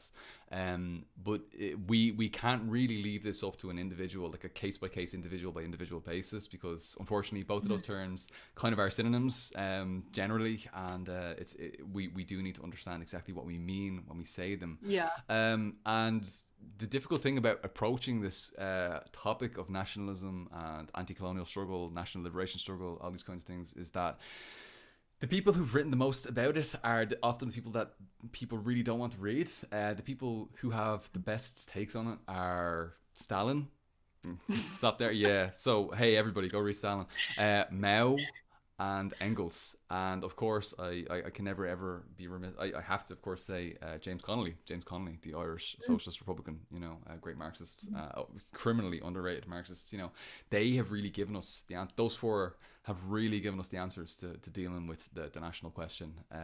And of course, you'll also find a lot of really, really good stuff with the Black Panther Party. You know, they would have distinguished between revolutionary and reactionary nationalism and these kinds of things. And I think that's really, really useful it may be oversimplifying things a little bit. It may not be really getting into the colonial relations and stuff like that. But yeah, it is an important question. I mean, even the whole thing, like, what is a nation? What actually constitutes a nation? Right. I've seen so many people who are respected, well respected, internationally renowned scholars and Marxists.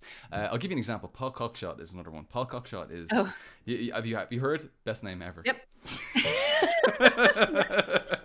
No, Paul, I'm aware of Paul Cockshott. You've heard. Yeah. I think Comrade Cockshott may have a few questionable issues with regard to our LGBTQ plus comrades as well, which is another huge problem. Yeah. But of course, our comrade was also.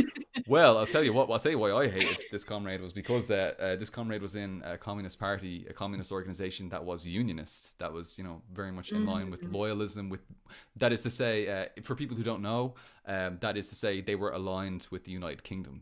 They aligned themselves with British imperialism against the Irish national liberation struggle. So, an actual communist organization, hardcore Marxist communist organization, not Trotskyist or anything like that, like just proper like old school communists, but they were upholding imperialist ideology. So I knew there was something off about that, and so I went on to our comrade's channel. I'm not even gonna call him a comrade. Fuck that piece of shit. I went on to Cockshott's channel and I saw this video about nationalism, and he started talking about like what a nation was, and he was using nation as synonymous with country.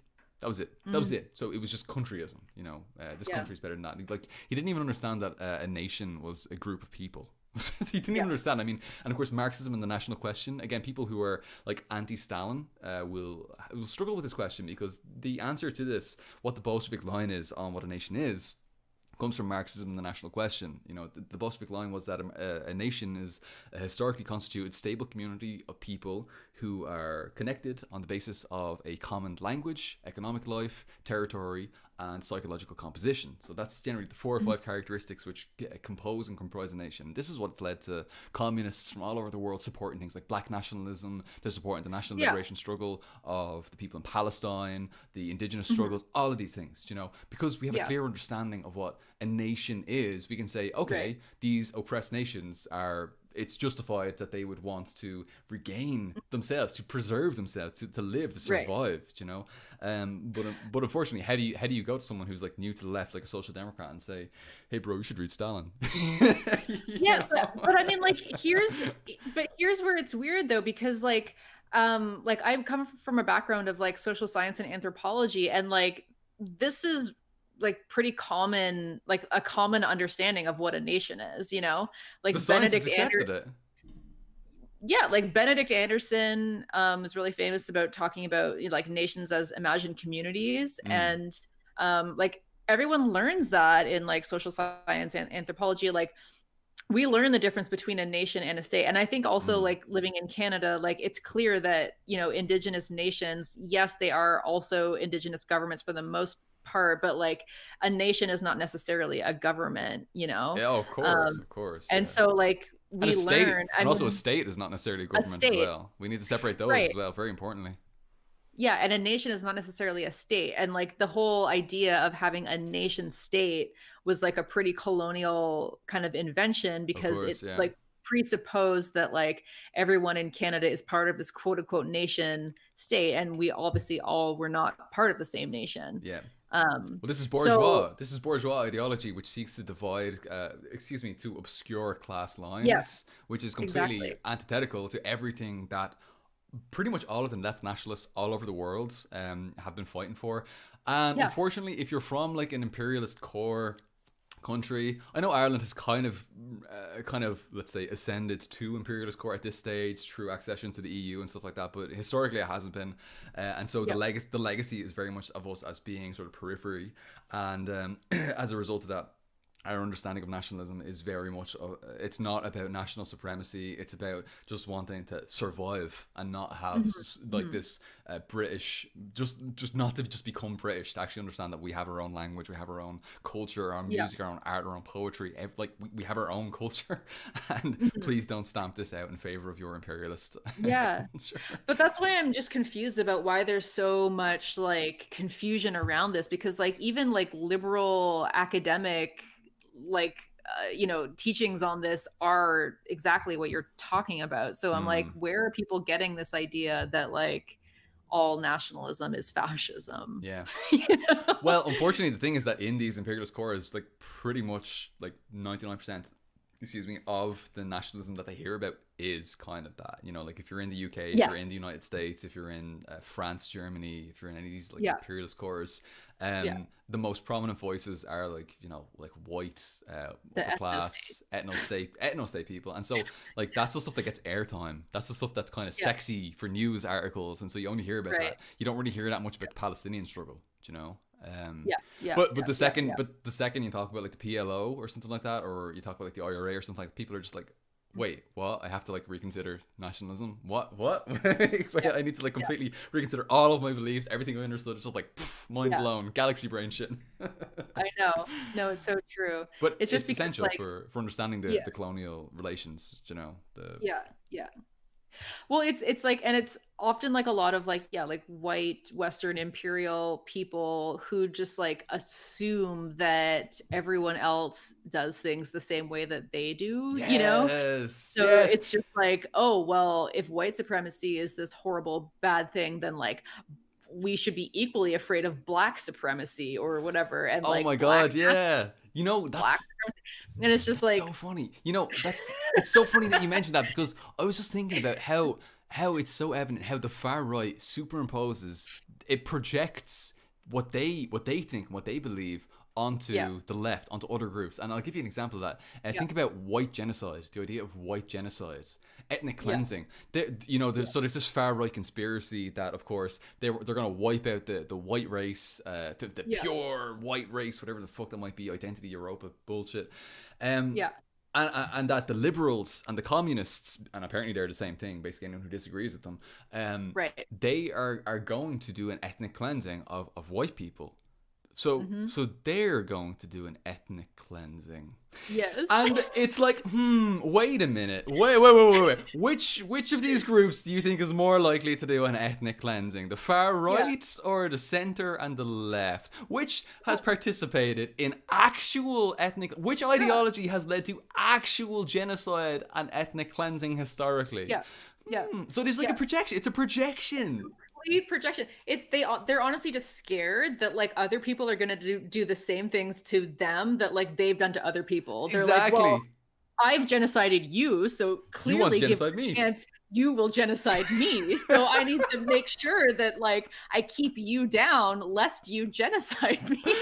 Like, It's human nature, and the it's minority, and it's things about like, oh, the white people are going to become a minority, and that's terrible. It's like, wait, yeah, why? Do you think that exactly. minorities are treated badly or something? Yeah, Should exactly. we It's like, deal with that problem? yeah, it's like maybe if minorities weren't treated badly, we wouldn't have to fear becoming a minority. Like maybe about that, like maybe something to do with that would be important to think about. Maybe we deal Uh, with the actual problem. yeah, no, it's so funny, the projection. It's like that thing where it's like there was this, I don't know, it was like the psychology thing, but something about how like if you're somebody who's like really anxious about like your partner cheating, it usually means that like that's because like You you've want cheated, to. or Yeah. like you want to, or like Yeah. you've done it kind of thing. So you're really just like, well, you must want to, like you must want to just like, exactly. You So universalize your own experience, your own subjectivity, yes, and you superimpose that yeah, onto everyone else. yeah, It's so yeah, individualistic and egotistical, but hey, yeah, what should we yeah. expect when it comes to fascists and right And wingers? but like the sick thing is that it's just like, well, like given what you have done, like given the fact that you have genocided so many people, like they have every right to be like, fuck you, of course I want to genocide you back. Like Yeah, not pretty every, much. like I'm not like condoning, like let me just walk that back. Like they don't like they don't have Ooh. the right to like like do anything like that. But like I what mean, I'm saying look, is in fairness. like that's what I mean. Like that's what I mean. It's just like you're not wrong to assume that like they would have this level of hatred towards you because like you've done really horrible things, you know what I mean? So it's like it's almost like a like you're admitting guilt by being like, well, I've done such terrible things that like you must want to genocide me. Like, you know what I mean? Like Yeah. I would understand if you wanted to. Like, you know. It'd be pretty like understandable if they wanted to, Yeah, like but yeah, yeah. I yeah, you know what I'm saying. I get it. Yeah, exactly. Oh, the projection is absolutely beautiful. The contradictions are just so wonderful when it comes to far right groups. Oh. Actually, one of the really beautiful contradictions that I love recently is with one of the far right groups at the moment is in Ireland, the National Party, the far right, the Fascist Party, which is actually growing, but they were the group that got like run off the streets by the anti-fascists quite recently. They are they have a campaign recently to bring back the death penalty. Oh. Yeah, which is pretty intense. But they're linking it to paedophilia, and they're saying that pedophiles deserve the death penalty. But they're actually using paedophilia as sort of kind of like a dog whistle. It's actually more of an anti-LGBTQ plus thing because there was like one instance of like one politician I think who may have had inappropriate relationships with like one younger guy or something like that. And so like have you ever listened to Putin? Like Putin will sometimes talk about how LGBTQ plus acceptance is not accepted all over the world, neither is pedophilia, and they subtly link the two of these things together without like and it just becomes kind of normalized that LGBTQ plus struggle and like fucking pedophilia are somehow connected when they're fucking not at all. Like, Yeah. and it's Yeah. absolutely ridiculous for people to make the connection there. But they're Yeah. doing that, and but the funny thing is, like, they call themselves pro-life, and they want to bring back the death penalty. And it's just like the Funny contradictions. that. They're so glaringly obvious, and Uh, it's oh my god, yeah. it's Yeah. so Yeah. frustrating. I don't know. We Yeah. need to. I think we need to do a little more work on just combating this far right ideology Yeah. because I know there's actually a lot of comrades in the United States who are combating the far right, but I think I need to do a little bit of work on combating the far right in Ireland because it's just so ridiculous. Yeah. They're like, oh, we're super against pedophilia, but also we defend the Catholic Church, which is the largest systemic That's what I was gonna perpetrator say. of pedophilic and sexual abuse of children in the entire fucking country. Fuck off, mate. Yeah. Seriously. That's what I was gonna say. I was like, isn't Ireland like very Catholic? Like my Super background is Catholic. Italian, so I'm like, yeah, like the Catholic Church though. Yeah, they fucked a lot of kids, and like we can't Yeah. fucking gloss over. It's fucked up. And sorry, Yeah. trigger warning. In Yeah. advance there, but like seriously, they did so much horrific shit, and yet they say, Yeah. oh, well, we're against pedophilia, and it's like, well, okay, Yeah, get we're the good fuck out. Catholics. We're against pedophilia. Therefore, we're against LGBTQ comrades. Yeah, of course, Because the logical clearly extension of that, of course. yes. Get the Yeah. fuck out. Yeah. Dumbass fascists. Sorry. Yeah. Okay. Max, it's over. We've been chilling for over an hour and a half. Are you cool to keep going for a little bit, or how are you I'm feeling? cool. I'm okay. Why don't we do Let's some of the swap. questions from the chat, Oh and then yeah. I'll swap off the screen. Yeah, cool. Let's take a look at a few a few comments from the chat. I'll just swap over while we're answering those questions. I'll take a question first, and then I'll swap over the screen so it looks nice and fancy. Cool. Let me find a good one here. I see one asking me specifically about Ireland, about the Irish National Liberation Army and the officials, but I'll return to that a little bit later because people can ask me about that in any stream. I'm gonna find questions that are more focused towards yourself, comrade. Now let's take a look here. People have tagged me in just statements, which is kind of funny. Yep. Okay, here's a good one from comrade Elijah Hammond. Elijah asks, how do we decolonize places such as Canada or the United States? Mexie, can I ask now that you're no longer on screen, can I ask, is it okay if I quickly run to the bathroom? Do you mind? And you take that question. Would that work with you? Oh, yeah, sure. And then after, may I run to the bathroom while you... I'll tag you in, yeah. Sounds good. Okay, so you're going to take the question on decolonizing Canada and the US, and then I'm going to talk about the Irish struggle a little bit. Excellent. Okay, cool. You go. I'll be back in a minute. Okay. Cheers. So cheers. Yeah. So, I mean, obviously I am not indigenous. So actually I did a podcast about this on the Vegan Vanguard about decolonizing revolution with an indigenous comrade.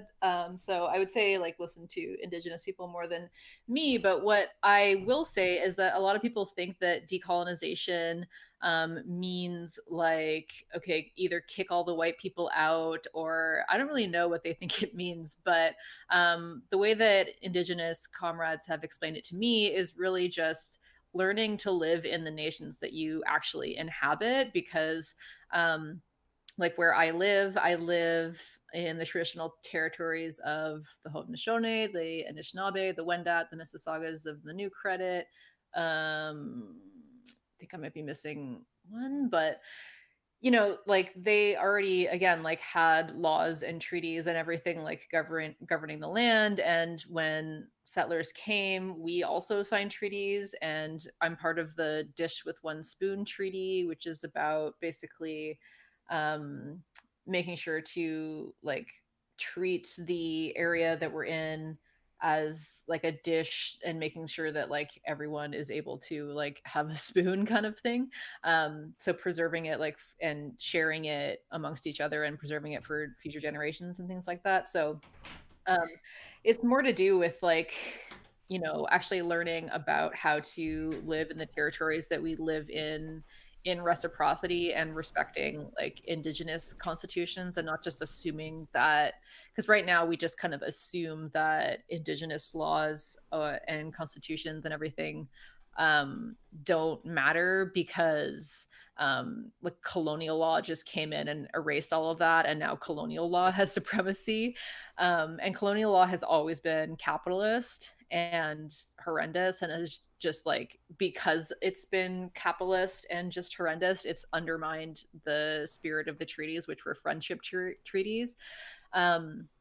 So yeah, I mean, to me it's like, you know, making connections and building solidarity with local First Nations, talking to them about like what it means, like what the treaty responsibilities mean, like what is appropriate within the territory, like how to live in more reciprocity with each other and with the land and things like that. Like it's not actually something that's horribly scary. Like people think of it as this thing that's really like horrifying, but to me, I think it's actually a big part of like dismantling capitalism, especially because like indigenous nations are actually able to contest Canadian, like the Canadian state sovereignty.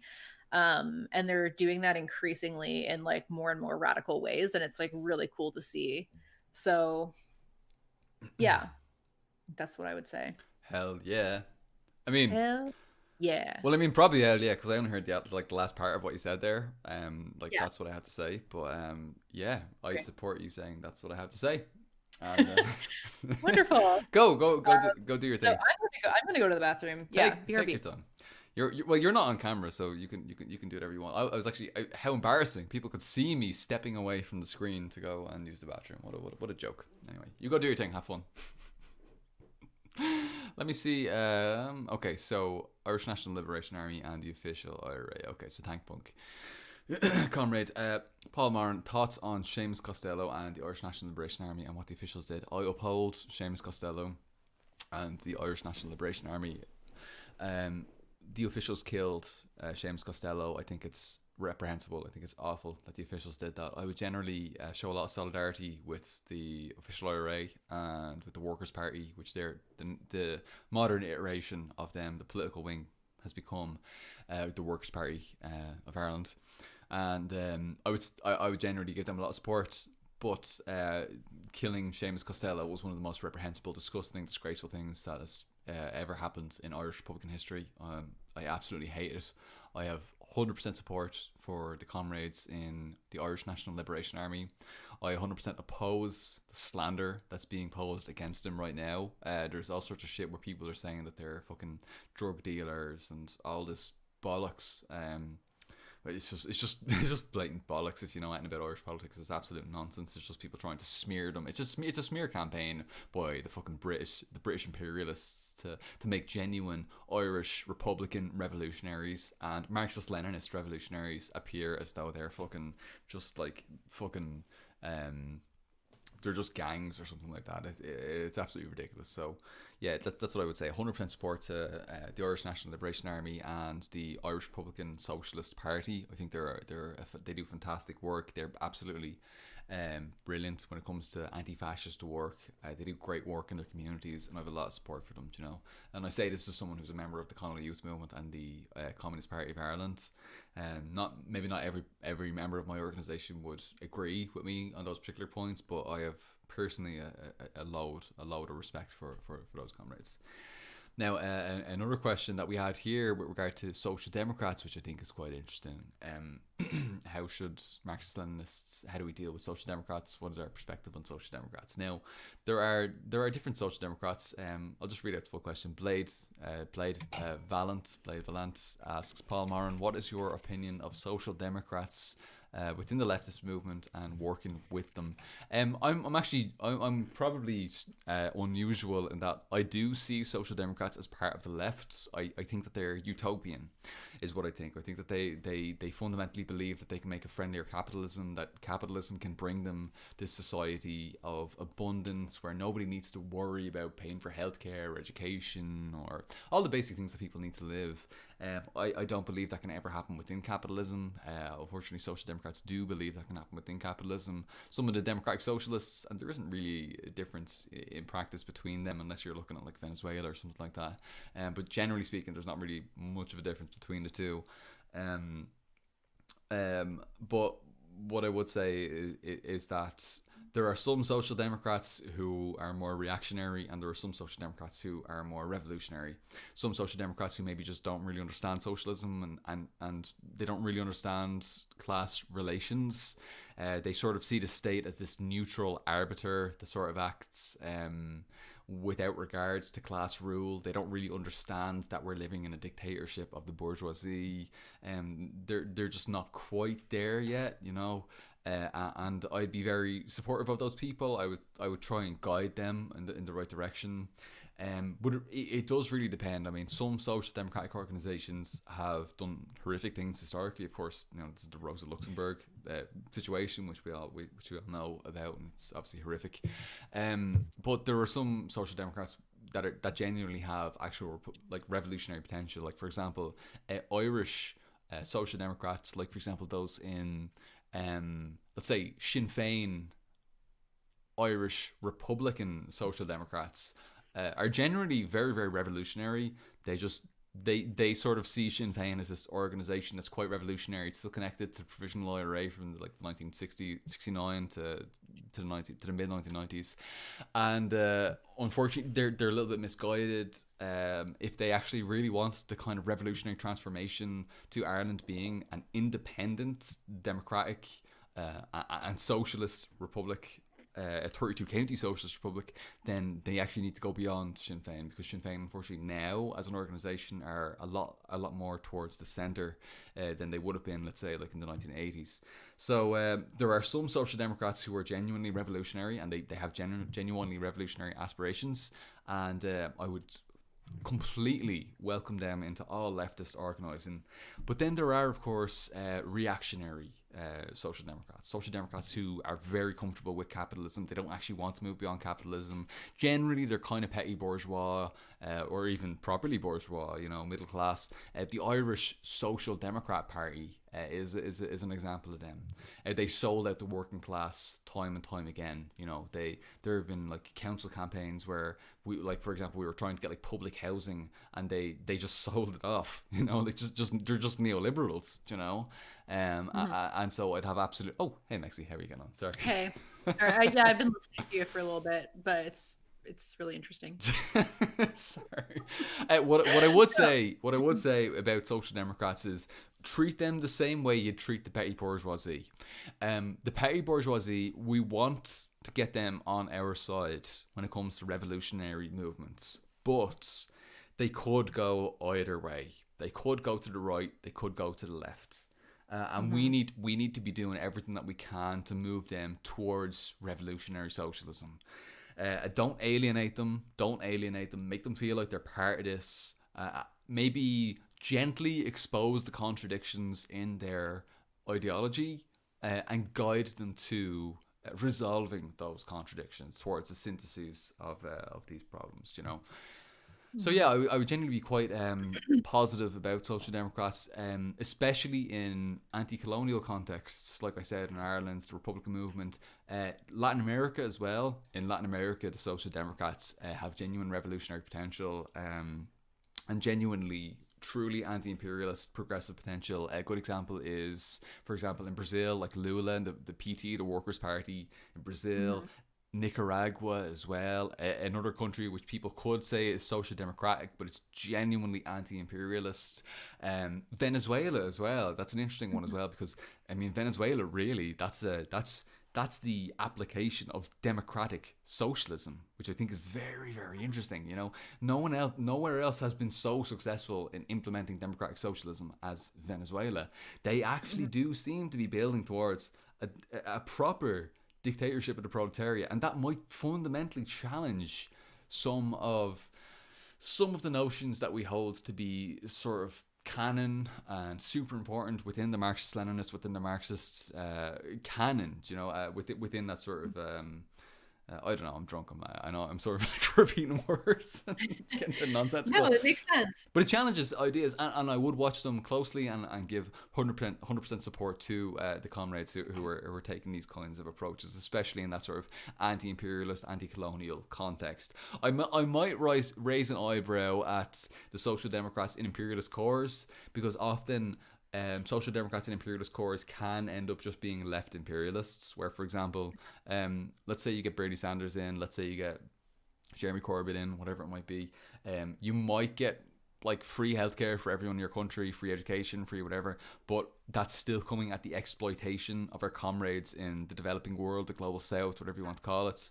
And I would say that's almost veering on proper like ethno-state fascistic ideology if you're actually committed to that line of thought. So I would question that and ask people I would ask people to go a little bit further than left imperialism. So but of course not necessarily everybody in the imperialist core actually has that perspective, and people will recognize the problems with, for example, Bernie Sanders' foreign policy, or Jeremy Corbyn's foreign policy, or whatever it might be.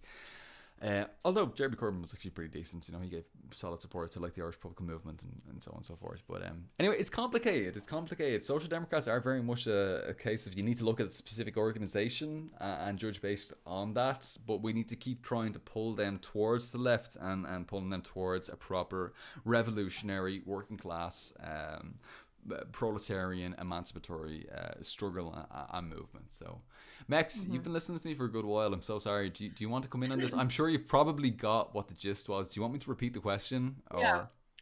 No, that Social Democrats, really.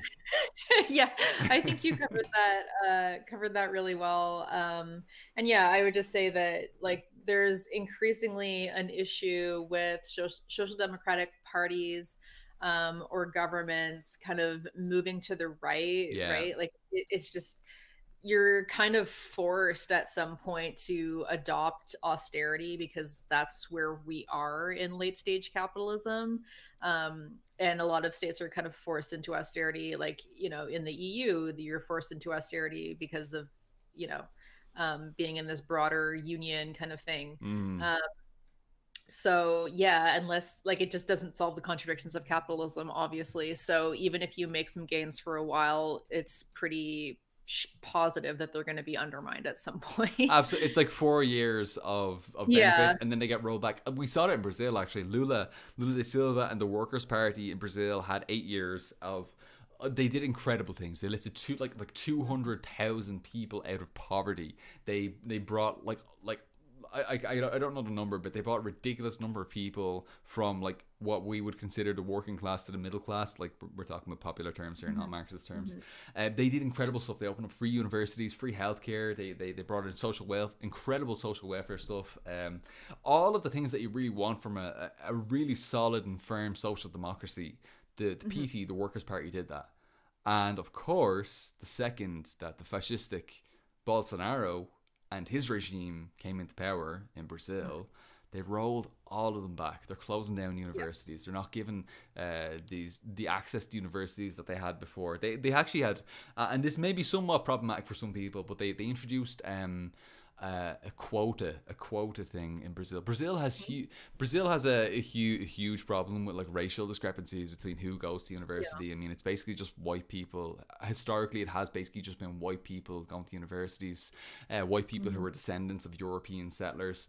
And in like the indigenous people, the black people who were brought over as slaves were not going to university. Their descendants were not going to universities. So they brought in these quotas fairly recently. We're talking in the last couple of decades, and actually it's very like it kind of touches a personal note for me because I was an English language teacher in Dublin, and a load of people that I taught were from that background where they had been like they're black people in Brazil, they're indigenous people in Brazil, and none of their family would have had the opportunity to ever go to college, to ever read. Like they're like people were illiterate, and they had like really serious problems. And even these social democratic reforms brought in by the centre-left government of the Workers' Party in Brazil were unbelievably transformative. And it was absolutely amazing. The kind of benefits that people got in Brazil were the kind of benefits that have only been seen in socialist revolutions, but they were achieved bloodlessly, you know, without the revolutionary dictatorship of the proletariat, without, you know, the extremes that are associated with that. And it lasted for about 8 years. And it was brilliant for the people who got it while it was there. But then as soon as it was finished, the far right got Lula locked up under bogus charges, which were proven to be nonsense and proven to be an orchestrated attempt to bring everybody down. And unfortunately now they're all being rolled back. Like university advocates, it's gone. The people can't fucking do it anymore. Healthcare is being limited, education's being limited. All of these things that we need, that people need to live a decent quality of life, are just being rolled back now. So it's like 4 years of progress, left, right, left, right, left, right. 4 years just completely rolled back with this social democratic mindset, and it's genuinely tragic to see, because a lot of my friends and comrades are from Brazil, and they've experienced, like they've been through it, and it's really fucking sad to see. You know, it's really sad it is to really see. sad. I feel so much for all the comrades in Brazil. Like it's just absolutely fucked what's going on. Yeah.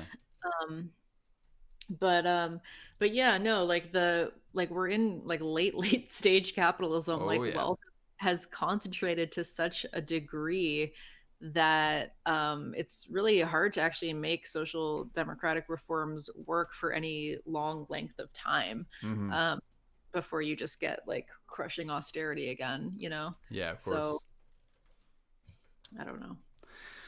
It's just, the thing is that it's not sustainable. It's No. just completely not sustainable, and it's kind of utopian to imagine that it could be. Yeah. It's interesting to me how Evo Morales, how Lula in Brazil, how Lula da Silva in Brazil are kind of how can I say, stretching the limits of what's possible. They're kind of trying. They're trying to bring about socialism without blood.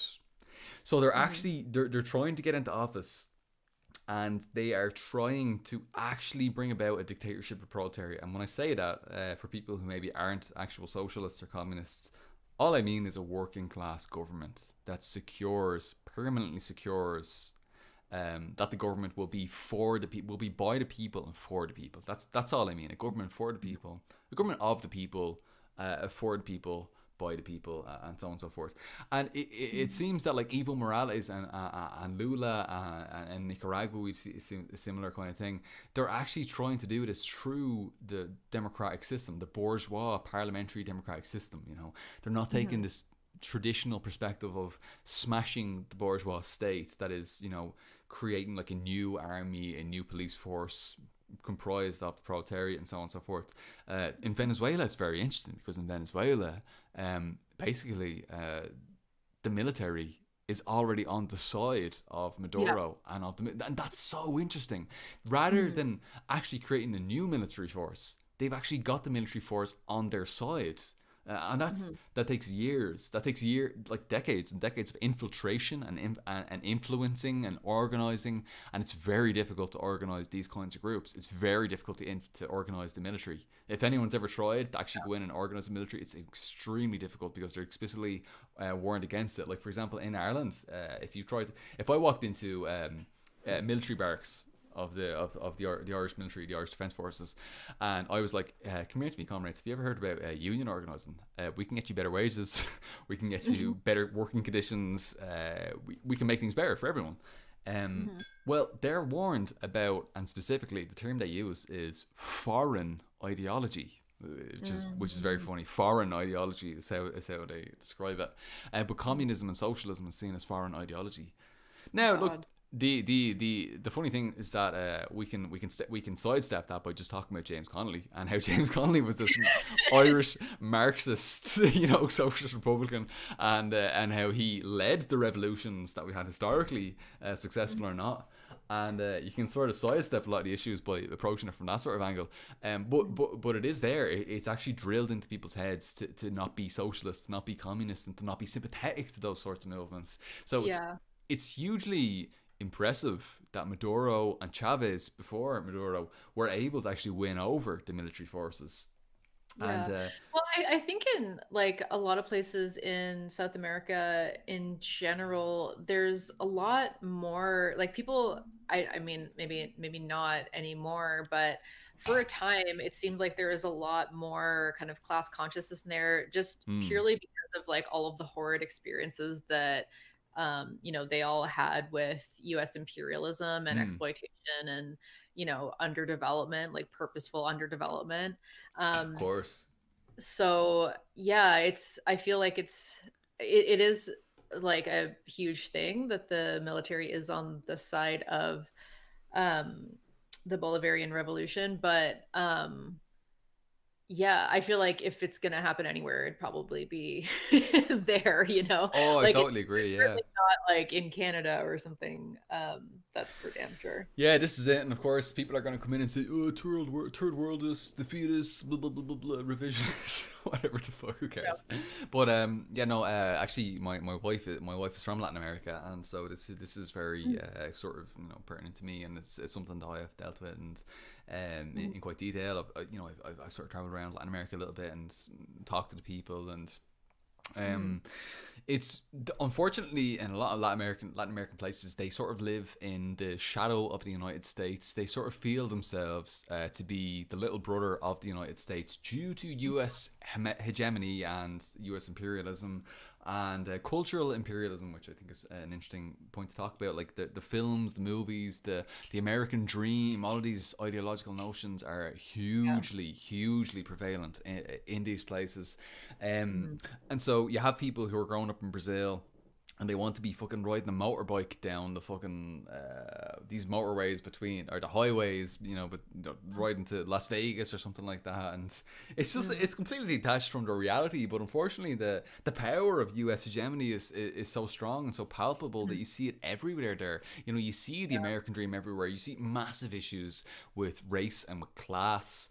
And unfortunately, it gets sort of brushed over. And one of the really unfortunate things that happened was that once the benefits were brought in, a lot of the people who were, let's say, part of the labor aristocracy, working class people who were sort of at the highest strata, but sort of benefited from the social democratic programs and sort of had a much more comfortable kind of life, they very quickly turned on the progressive movement on the left, and moved very quickly to the right and in support of Bolsonaro and in support of Trump and all this sorts of stuff. And it's actually really sad to see. There's a very good documentary for anyone who's interested on Netflix. I'd really recommend watching it, called The Edge of Democracy. That's The Edge of Democracy.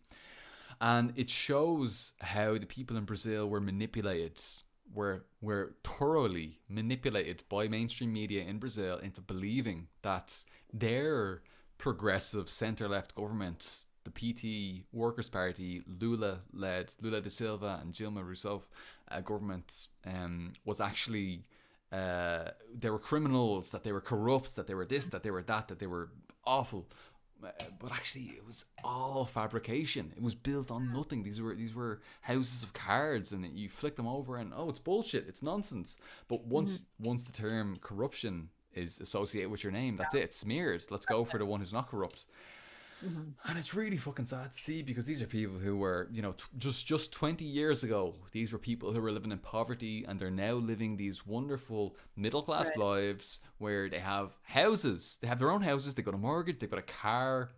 They can afford healthcare, education, and they can live a decent quality of life. And now that they've sort of climbed up a few rungs on that ladder, they sort of want to pull the ladder up behind them and say fuck you to all the people who are in, such worse places than them. Like, I mean, the poverty that they have in Brazil is unbelievable. Like, if you go to like the favelas and stuff like that, I mean, it's really I don't know how it is in Canada, but like you can't even imagine it. You could, like, the people in Ireland who are living like a working class, or like the just whatever you want to imagine, like the worst quality of life possible in Ireland, that's almost like lower middle class or something like that for some of these people in Brazil. And it's so sad, especially with like the indigenous Brazilian people. It's so fucking sad to see, and it's so sad to see how they've been so manipulated by the powers that be, especially the labor aristocracy.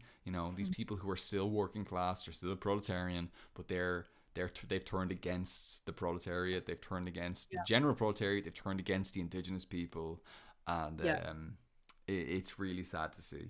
It's disgusting. It's just absolute.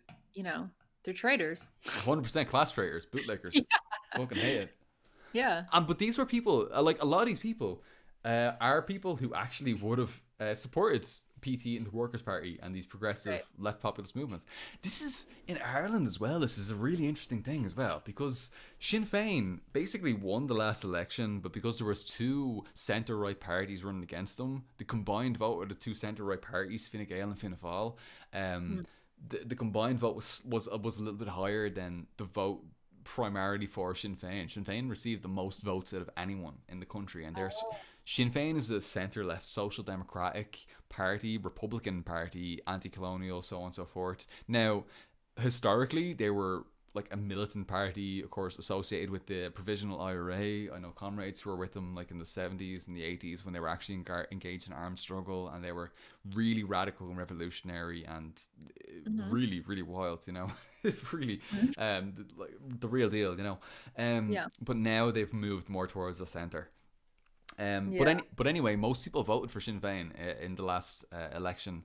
But unfortunately, the centre right have still won out, and but it is interesting because most people voted for the centre left Sinn Féin, this Republican movement, this national liberation struggle. They're caught up in this movement, and yet a lot of the people who voted for Sinn Féin, right, the centre left party, the Social Democratic Party, and actually when I say Social Democratic, like, this is an organisation that actually talks about socialism. If you read Unpublic's, like, their journal, like, you can see throughout history they're like expressing solidarity with like Cuba and Venezuela, like actual socialist struggles. So it's not just like a bourgeois social democracy, like it's an actual genuine national liberation thing. But unfortunately, like, a lot of the people who would have voted for Sinn Féin are actually being drawn into the far right stuff right now. You know, so these are people who Wow. actually have serious revolutionary potential, and the far right is scooping them up, just scooping them right up. You know, and it's really shitty to see. It's exactly what happened in Brazil, because again, it's these people who have genuine revolutionary potential being scooped up by the far right. You know, Yeah. and because they've been sold such and such a vision, because of the failures of social democracy, Yes. they're being told that this is the left, that social democracy is the left, and Yeah. that social democracy has nothing to offer you but more austerity, less housing, less healthcare, more corruption, more elitist bullshit.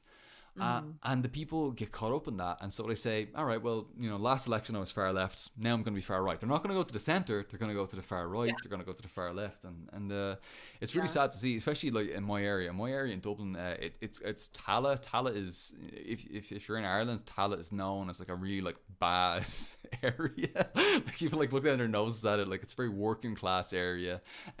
Basically there was a lot of like tenements back in the day, like, you know, decades and decades ago, like there was lots of tenements in Dublin city centre, and they needed to move them. They moved them out to the, basically what was at then the countryside, but is now a suburb. It's now basically a suburb in Dublin, but it's a really working class area, and it's a hotspot for left wing activity. It's a hotspot for republicanism, for Sinn Féin, and so on and so forth.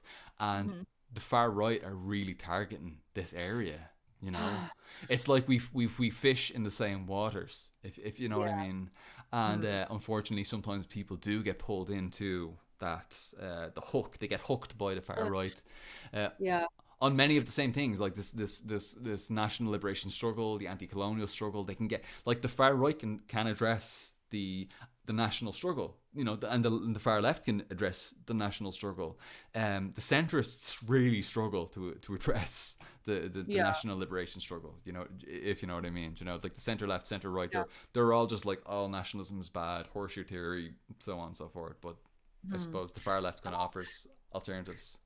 I know it's so frustrating because it's like, well, like our messaging just has to be so much better. Like we actually have Yeah. to like it's because people don't have any political education. They don't have any class analysis. They don't have any analysis of capitalism and how like colonialism and capitalism are intimately intertwined. Like they don't have any analysis of like at this point in late stage capitalism, you can't just revert to like economic nationalism, but have that still be capitalist and have that actually be good for fucking anybody other than Mm-hmm. like Mm-hmm. the slim 1%. But like people don't have that analysis, so it's really easy for some people to flip-flop between far left and far right, which seems just like completely like how could anybody How could you do do that? Yeah. that? Like it doesn't make any sense. But it Put makes in the sense. colonial context, if you don't have this understanding and you hear someone talking about the national liberation struggle, you hear someone talking about nationalism, you're just like, yes, Yes. yes, Yeah. liberation, patriotism, nationalism, freedom, yes. And that's Yeah. it. That's I it. know. That's it. It's as simple as that. They want freedom. Yeah. But what I freedom know. means to the far left and to the far right are very different things. You know? I know. But like we need to do better with that. Like we need to do better with Yeah, that messaging and like we do. Yeah. especially around the idea of freedom. Like why have we let the right like dominate like, you know, co-opt and dominate the use of the word freedom and have Oh, that so to ridiculous. Yeah. I know and have that to mean like free markets basically. Yeah, the free market of ideology. Yeah. Yeah, it's like that's freedom and we need to actually do better at like talking about how like no, our vision of the future is freedom, like Freedom for freedom from everyone. like freedom from hardship, freedom from, you know, Everything that ails you. Mexi, oppression. we need to do so much. We need to take back so much ground from Yeah. the right. It's unbelievable. We have, unfortunately, and it's mostly the center left who have done this. The kind of like the Radleby kind of characters who have kind of ceded a lot of territory, unfortunately. But we need to take back we need to take back fun. We need to take back having the crack. We need to take back motorbikes. Taking back like motorbikes. People partying, having the crack. People just being chill, relaxing, not being like all the time like, oh my god, that's problematic. Like every fucking second thing you say, like, look, of course there are limits. I'm not gonna be okay with someone saying the N-word. Fuck that shit. But at the same time, like we do need to be like a fun group of people that people actually want to hang out with. Because, you know, Yeah. here's the thing, right? I've had a few people who have actually messaged me and said, like, before before I discovered your channel, Paul, I thought that all tankies, they use this term tanky. I thought all tankies just wanted to kill all of us. I was like, whoa, that's so intense. You think that all okay? It's so alarming. It's like you think there are that many people who who are actually have like a vision of like just killing so many people, and that doesn't deeply shoot them all. What the fuck? That's reasonable to you? Like so many people are Why? like legit sociopaths. Why would or like like how are we going to do the socialism if all the people are dead? Just oh my god. Anyway, but look, no, I don't want to, because we could probably talk about that for like 2 hours, because let's be honest, there are actually problems with the left. There are actually sects of the left which do fetishize violence and do get way too much into this kind of what can we say? It's kind of this macho revenge fantasy kind of thing, isn't it? it is. And we this is a huge, like, I want to bathe in the blood of my enemies, my class enemies.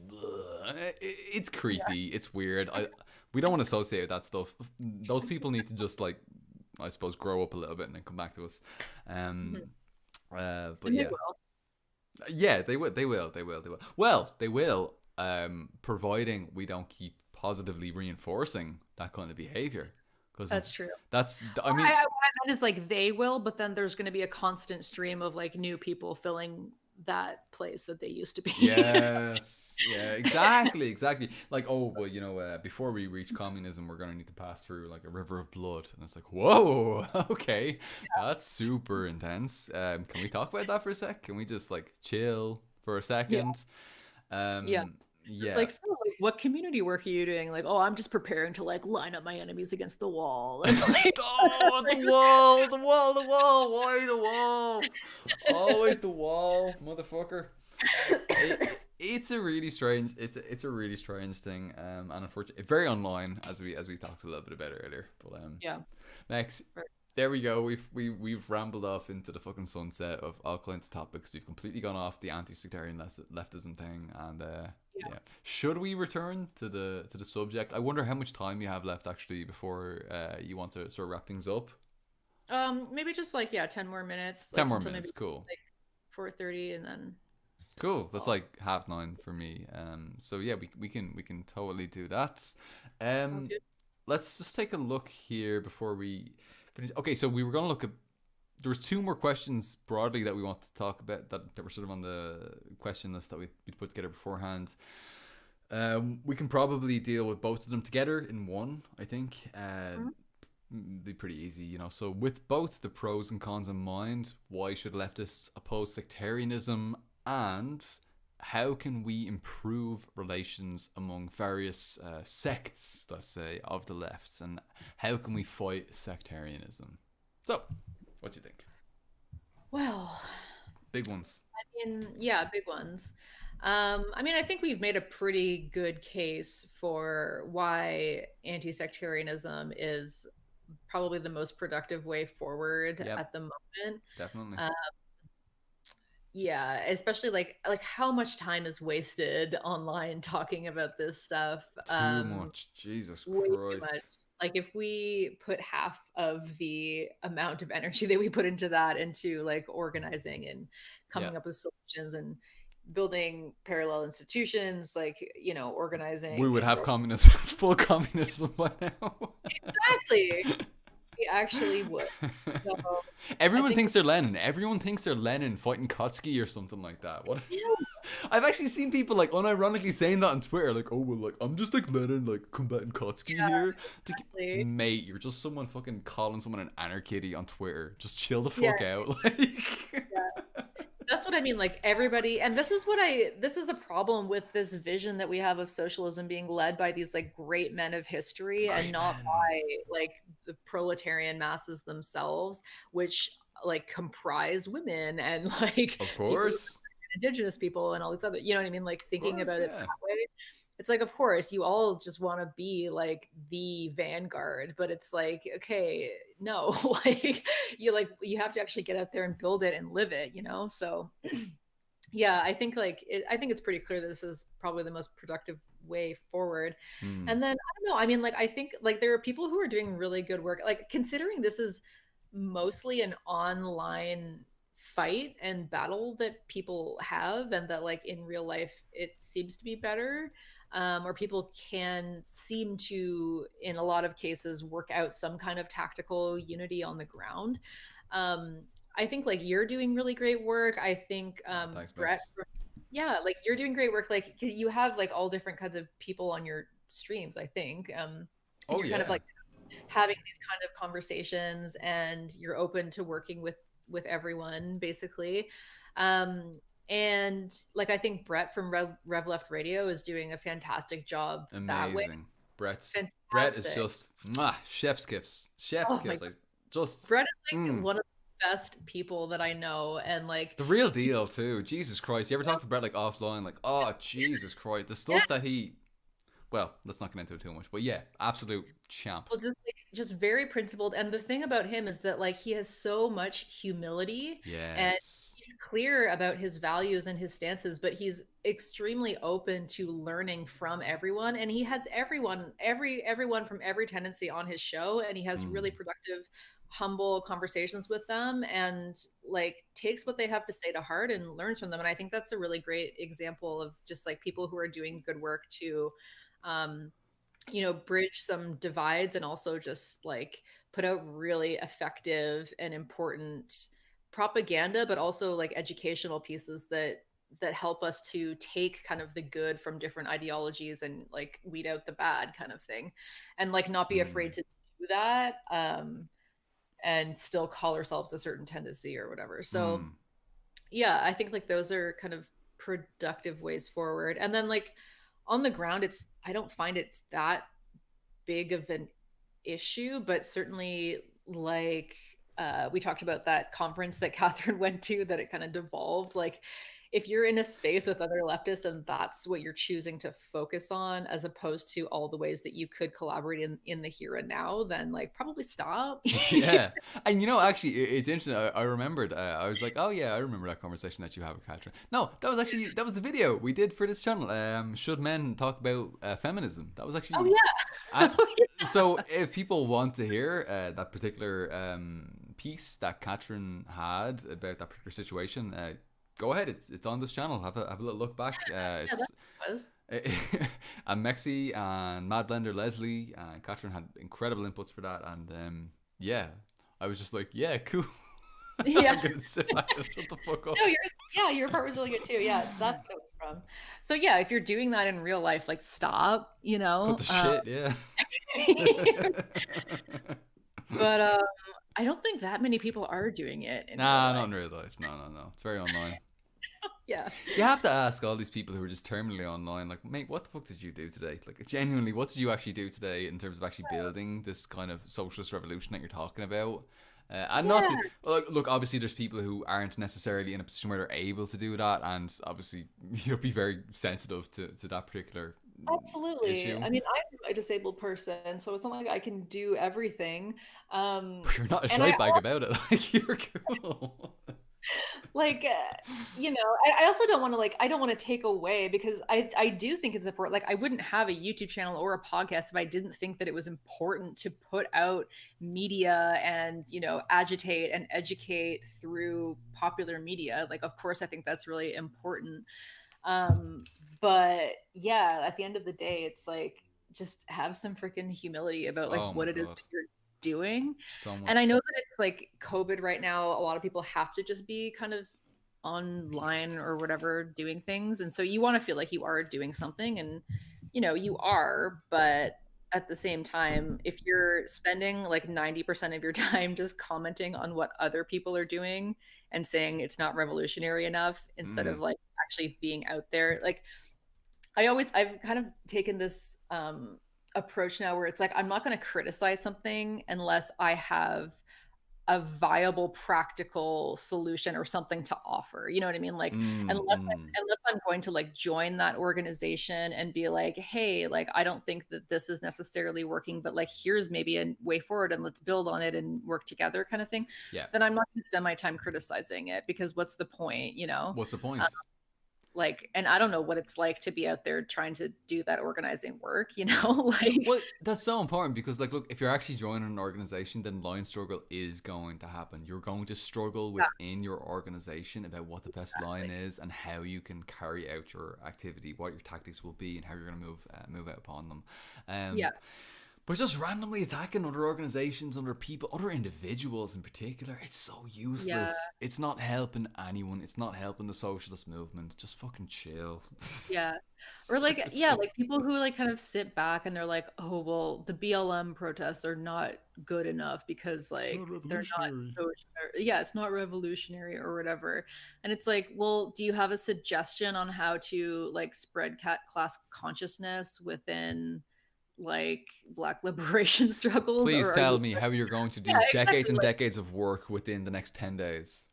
yeah, like unless you have something practical and viable to offer, like then you're just shitting on something that you're not a part of Yeah. for the sake of it. Yeah. Like, 100%.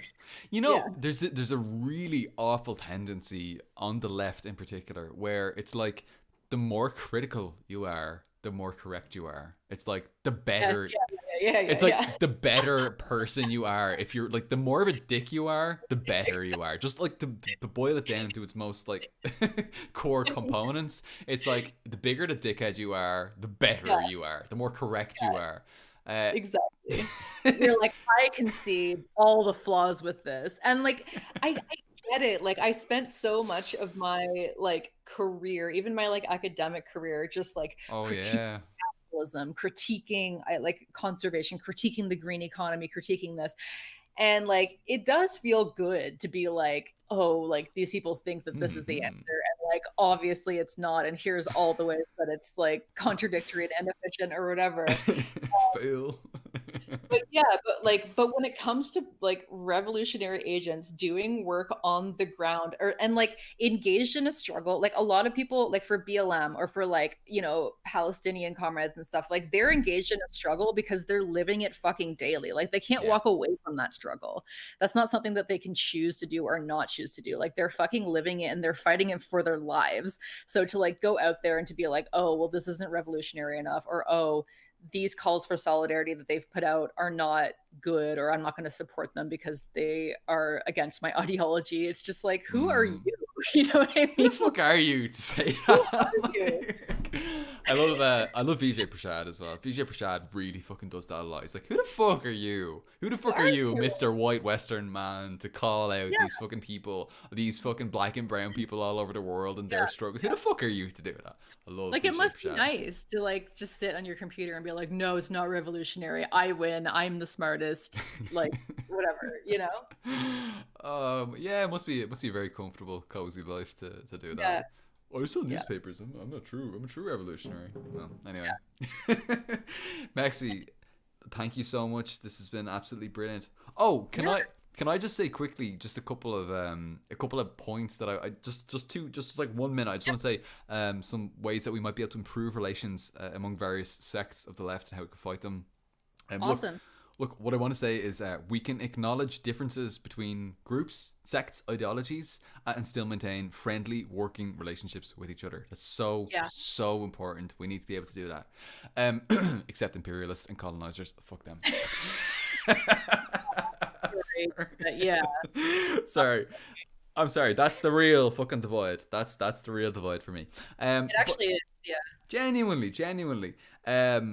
That being said, like, we do need to cut the shit with name calling. I know I've just kind of called people like settlers and colonizers and all sorts of things. We need. Okay, settler is not a derogatory term.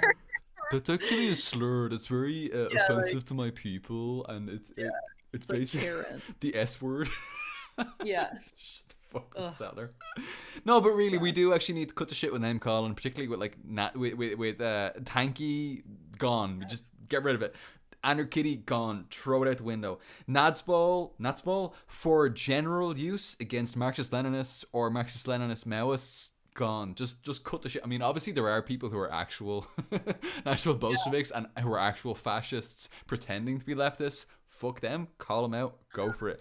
Yeah. But likewise with red fascists, gone. Just chuck them out the window. We're done with them. It's childish. It sows needless division. And furthermore, these terms have been used so much that now even right wingers are using this terminology to smear the entirety of the left. So cut the shit. Stop using them. They're going to come back and they're going to bite you in the arse. Like literally, you have liberals and centrists now who are like, oh, those fucking tankies, and they're talking about like anarchists. They're talking about like people who were involved in like Occupy Wall Street and stuff like that. And it's just like, come on, get the fuck out. So unfortunately, this stuff is bleeding over into sort of mainstream terminology. So yeah, what you're saying on a day-to-day basis does actually impact lots and lots and lots of different people. So cut the shit. Cut the shit. No more fucking no more name calling against each other. No more brother wars, fraternal wars. Brother wars, it's very patriarchal, isn't it? No more fraternal wars. Wait, what can I say? What's it? Sibling wars. Let's say that. No more sibling wars. And just cut the shit. We need to get rid of that, okay? And I suppose the last big one that I want to say is that we need to cut the shit when it comes to intellectual jousting, okay? We need to seriously abandon this strange obsession with one-upmanship, okay? Yes. This focus on winning and on intellectually dominating others, okay? Yeah. We need to fucking end that right now. This is most prominently seen, especially online, in this debate me bro sphere. And when someone asks you to debate something, maybe just say no. Just say no. Let's focus on more good faith conversations and exchanges of ideas without winners or losers that everyone gains from. You know, you can exchange ideas. You don't have to fucking try to dominate someone, bro. You can just have a chat. You can have fun. You can someone which you disagree with. You can still have fun. You know. Yeah. It doesn't need to be this bullshit patriarchal, macho supremacist ideological nonsense, you know?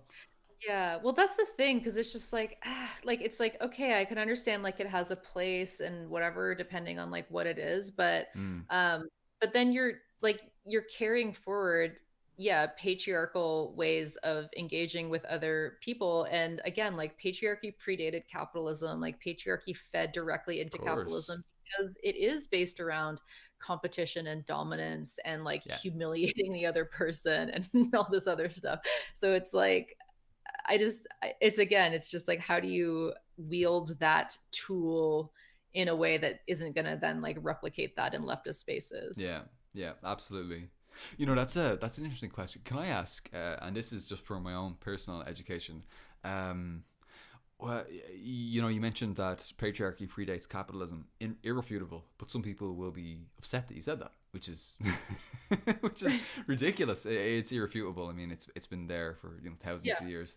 What do you think when people say that it was actually class, not capitalism, but class society? Class society has given rise to patriarchy. Do you think that that's kind of speculating too much? Do you think that I know this is kind of we've gone off the rails a little bit, but I'd be interested to hear your thoughts on that, you know?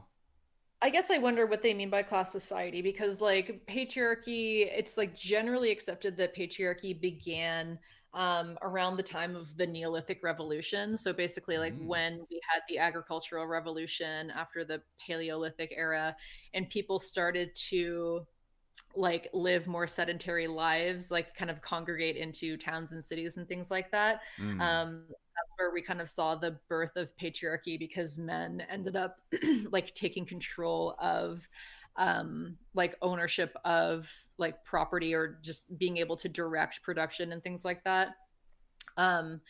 And so that's where we kind of saw that. So, I mean, I guess in a sense, like that's where we kind of saw the birth of hierarchy in a lot of different ways. And it wasn't capitalism, but I guess you could say it was like class society.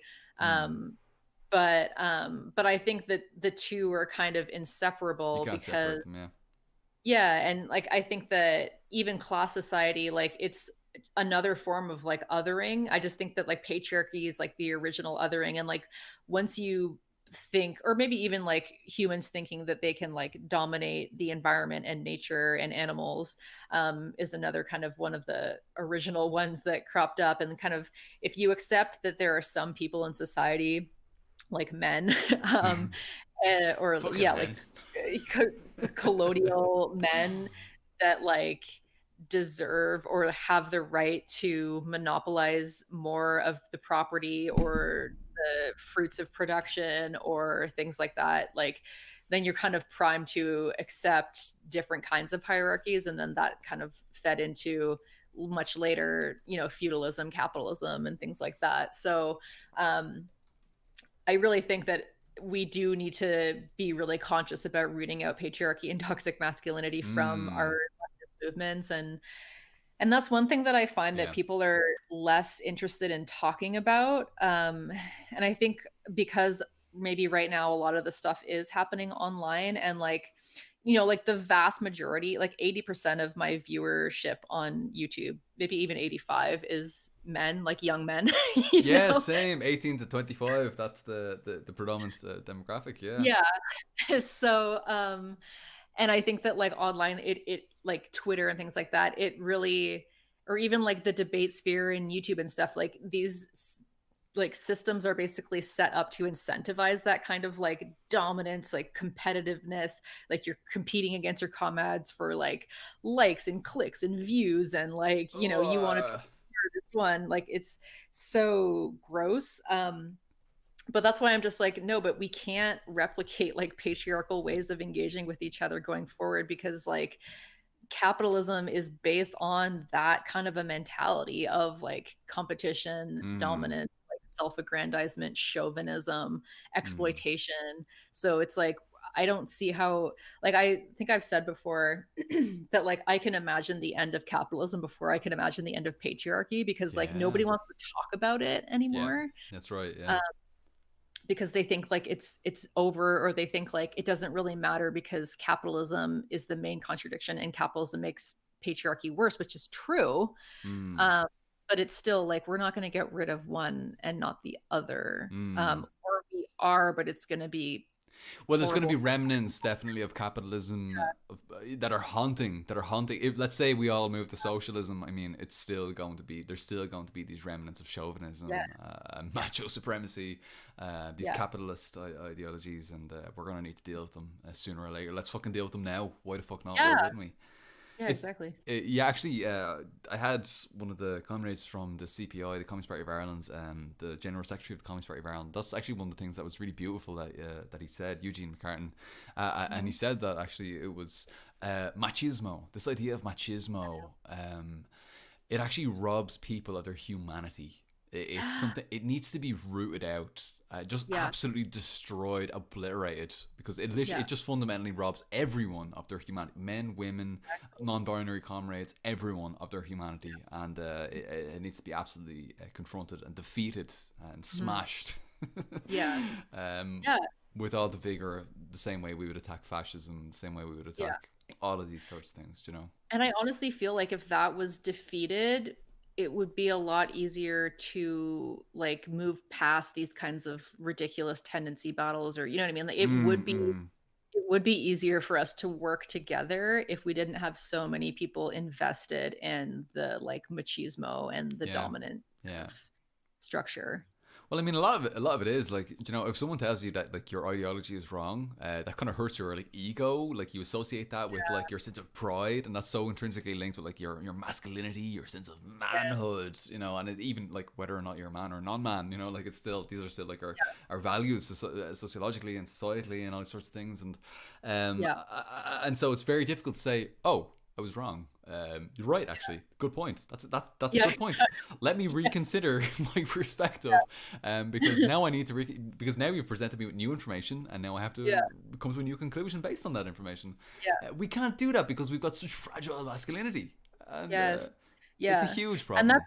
that's why, especially why nobody really wants to talk about like the patriarchal aspect, and how Yeah. like patriarchal modes of governance or thought or interaction like feed into capitalism and like uphold capitalism, like Mm. uphold the superstructure of capitalism.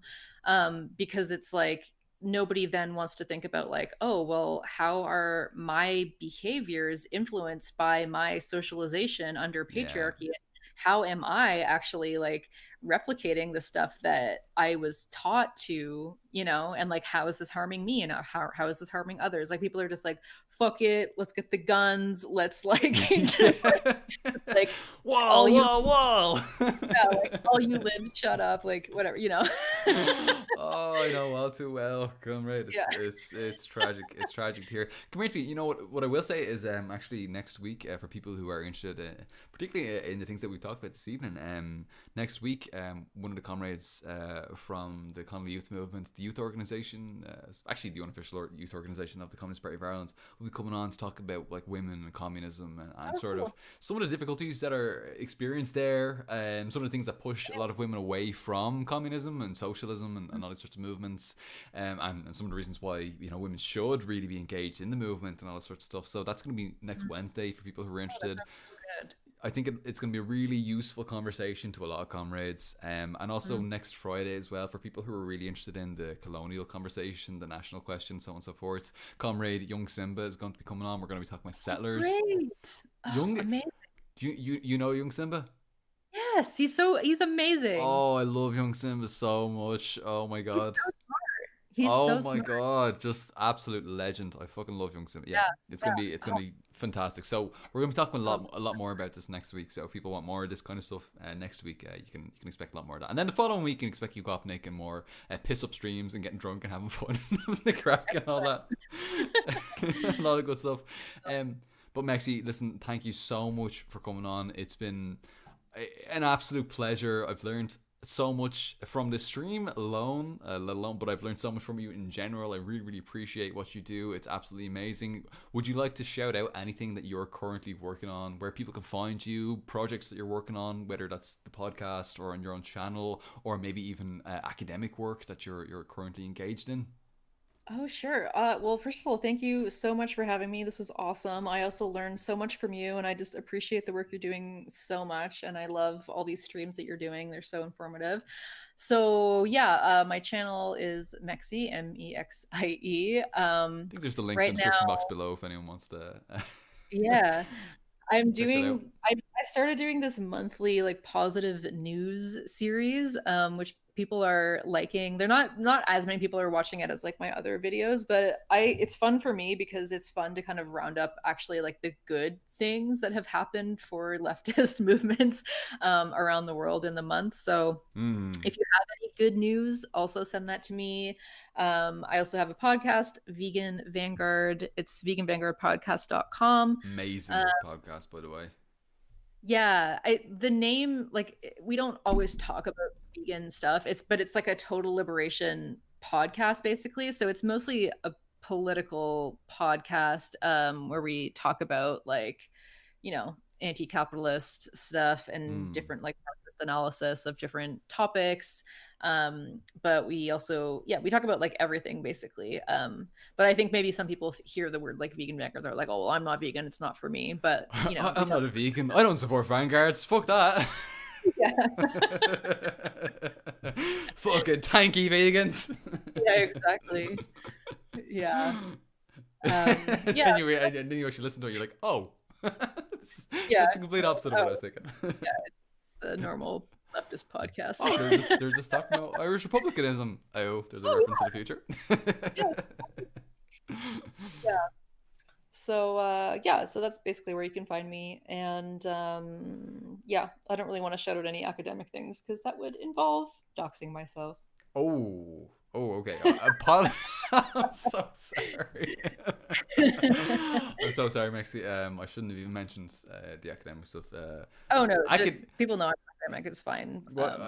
What's academia? I don't know. Sorry, that was just a weird word that I was actually sneezing. I shouldn't have said that. That was it sounded weird. Awkward. Yeah, it was just a weird, strange confluence of sounds that I made. Anyway, moving on. Comrades, Patreon. Go, of course, support our comrade on Patreon if you can. We are all struggling. We're all workers. We all struggle to get by. Go ahead. Support our comrade Mexie on Patreon if you can. Go give some love. And if you can't, then enjoy these streams. Have fun. and whatever you're doing, just keep on doing it. We love having you here. Thank you so much for being here with us on the stream. Thank you so much for the comments that you're leaving in the chat. They're amazing, the comments that you've left. Mexie, any thoughts? I'm not sure how much time you have left. We're way over time. We're like double time. We're over the overtime that you put aside. I'm not sure if you wanted to answer a couple of questions, but here's one that is probably pertinent to the issue. Ian McShay asks if the Vegan Vanguard is on SoundCloud. Do you want to tell our comrade Ian McShay where? Sorry, no, it's not on SoundCloud. It's on, you can get it on iTunes, Google Play, pretty much all the Android apps, I think, like Stitcher. I don't know what the other ones are. But yeah, that's where it is.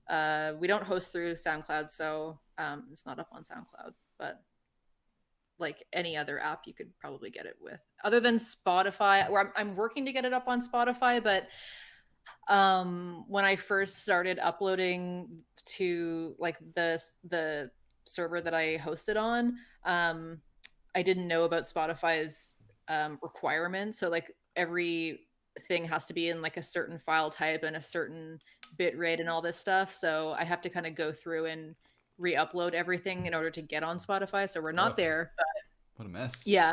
So Apple Podcasts, Google Play, Stitcher, any other kind of Android app you can get it on. I'm so jealous that you're on Apple Podcasts though, because the thing is I've started uploading a lot of these streams to Anchor FM. It just kind of uploads to a load of different sites. I think it submitted it to Apple Podcasts, but I'm pretty sure it was rejected because it was called Redcast, and like the fucking logo has like a fucking hammer and sickle.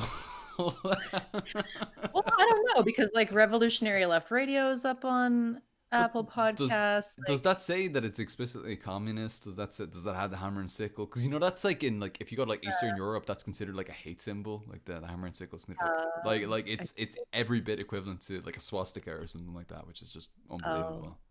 So I wonder. But I suppose Spotify has been kind enough to accept it. Although I will say I'm sorry to all of our comrades who are checking this out now who have not seen me upload there in a couple of weeks.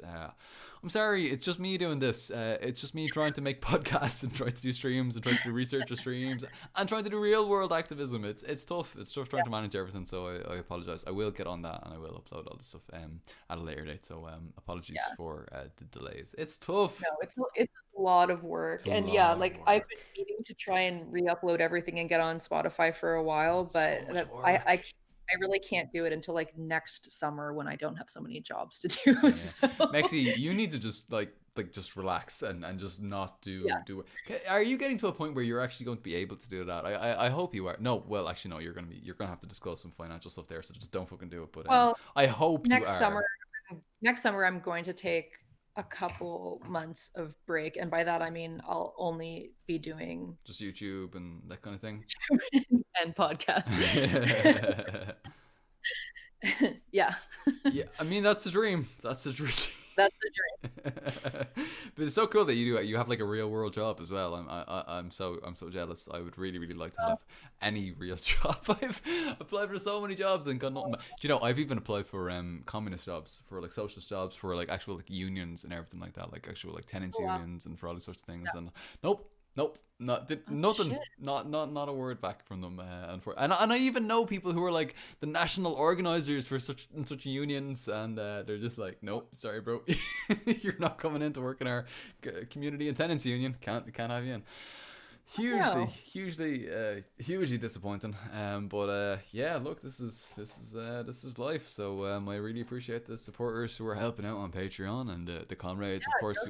All on Patreon. Oh, thanks everyone, Max. And the comrades as well who are giving a few quid on the super chats here as well. So I really appreciate that. Listen, comrades, thank you so much for tuning in, for checking this out. What's that thing they say? Tune in, turn on, and drop out. That old fucking that hippie thing that they used to say. I can't remember. There was some old fucking hippie used to say that shit. It was good stuff. But I don't know. What was his name?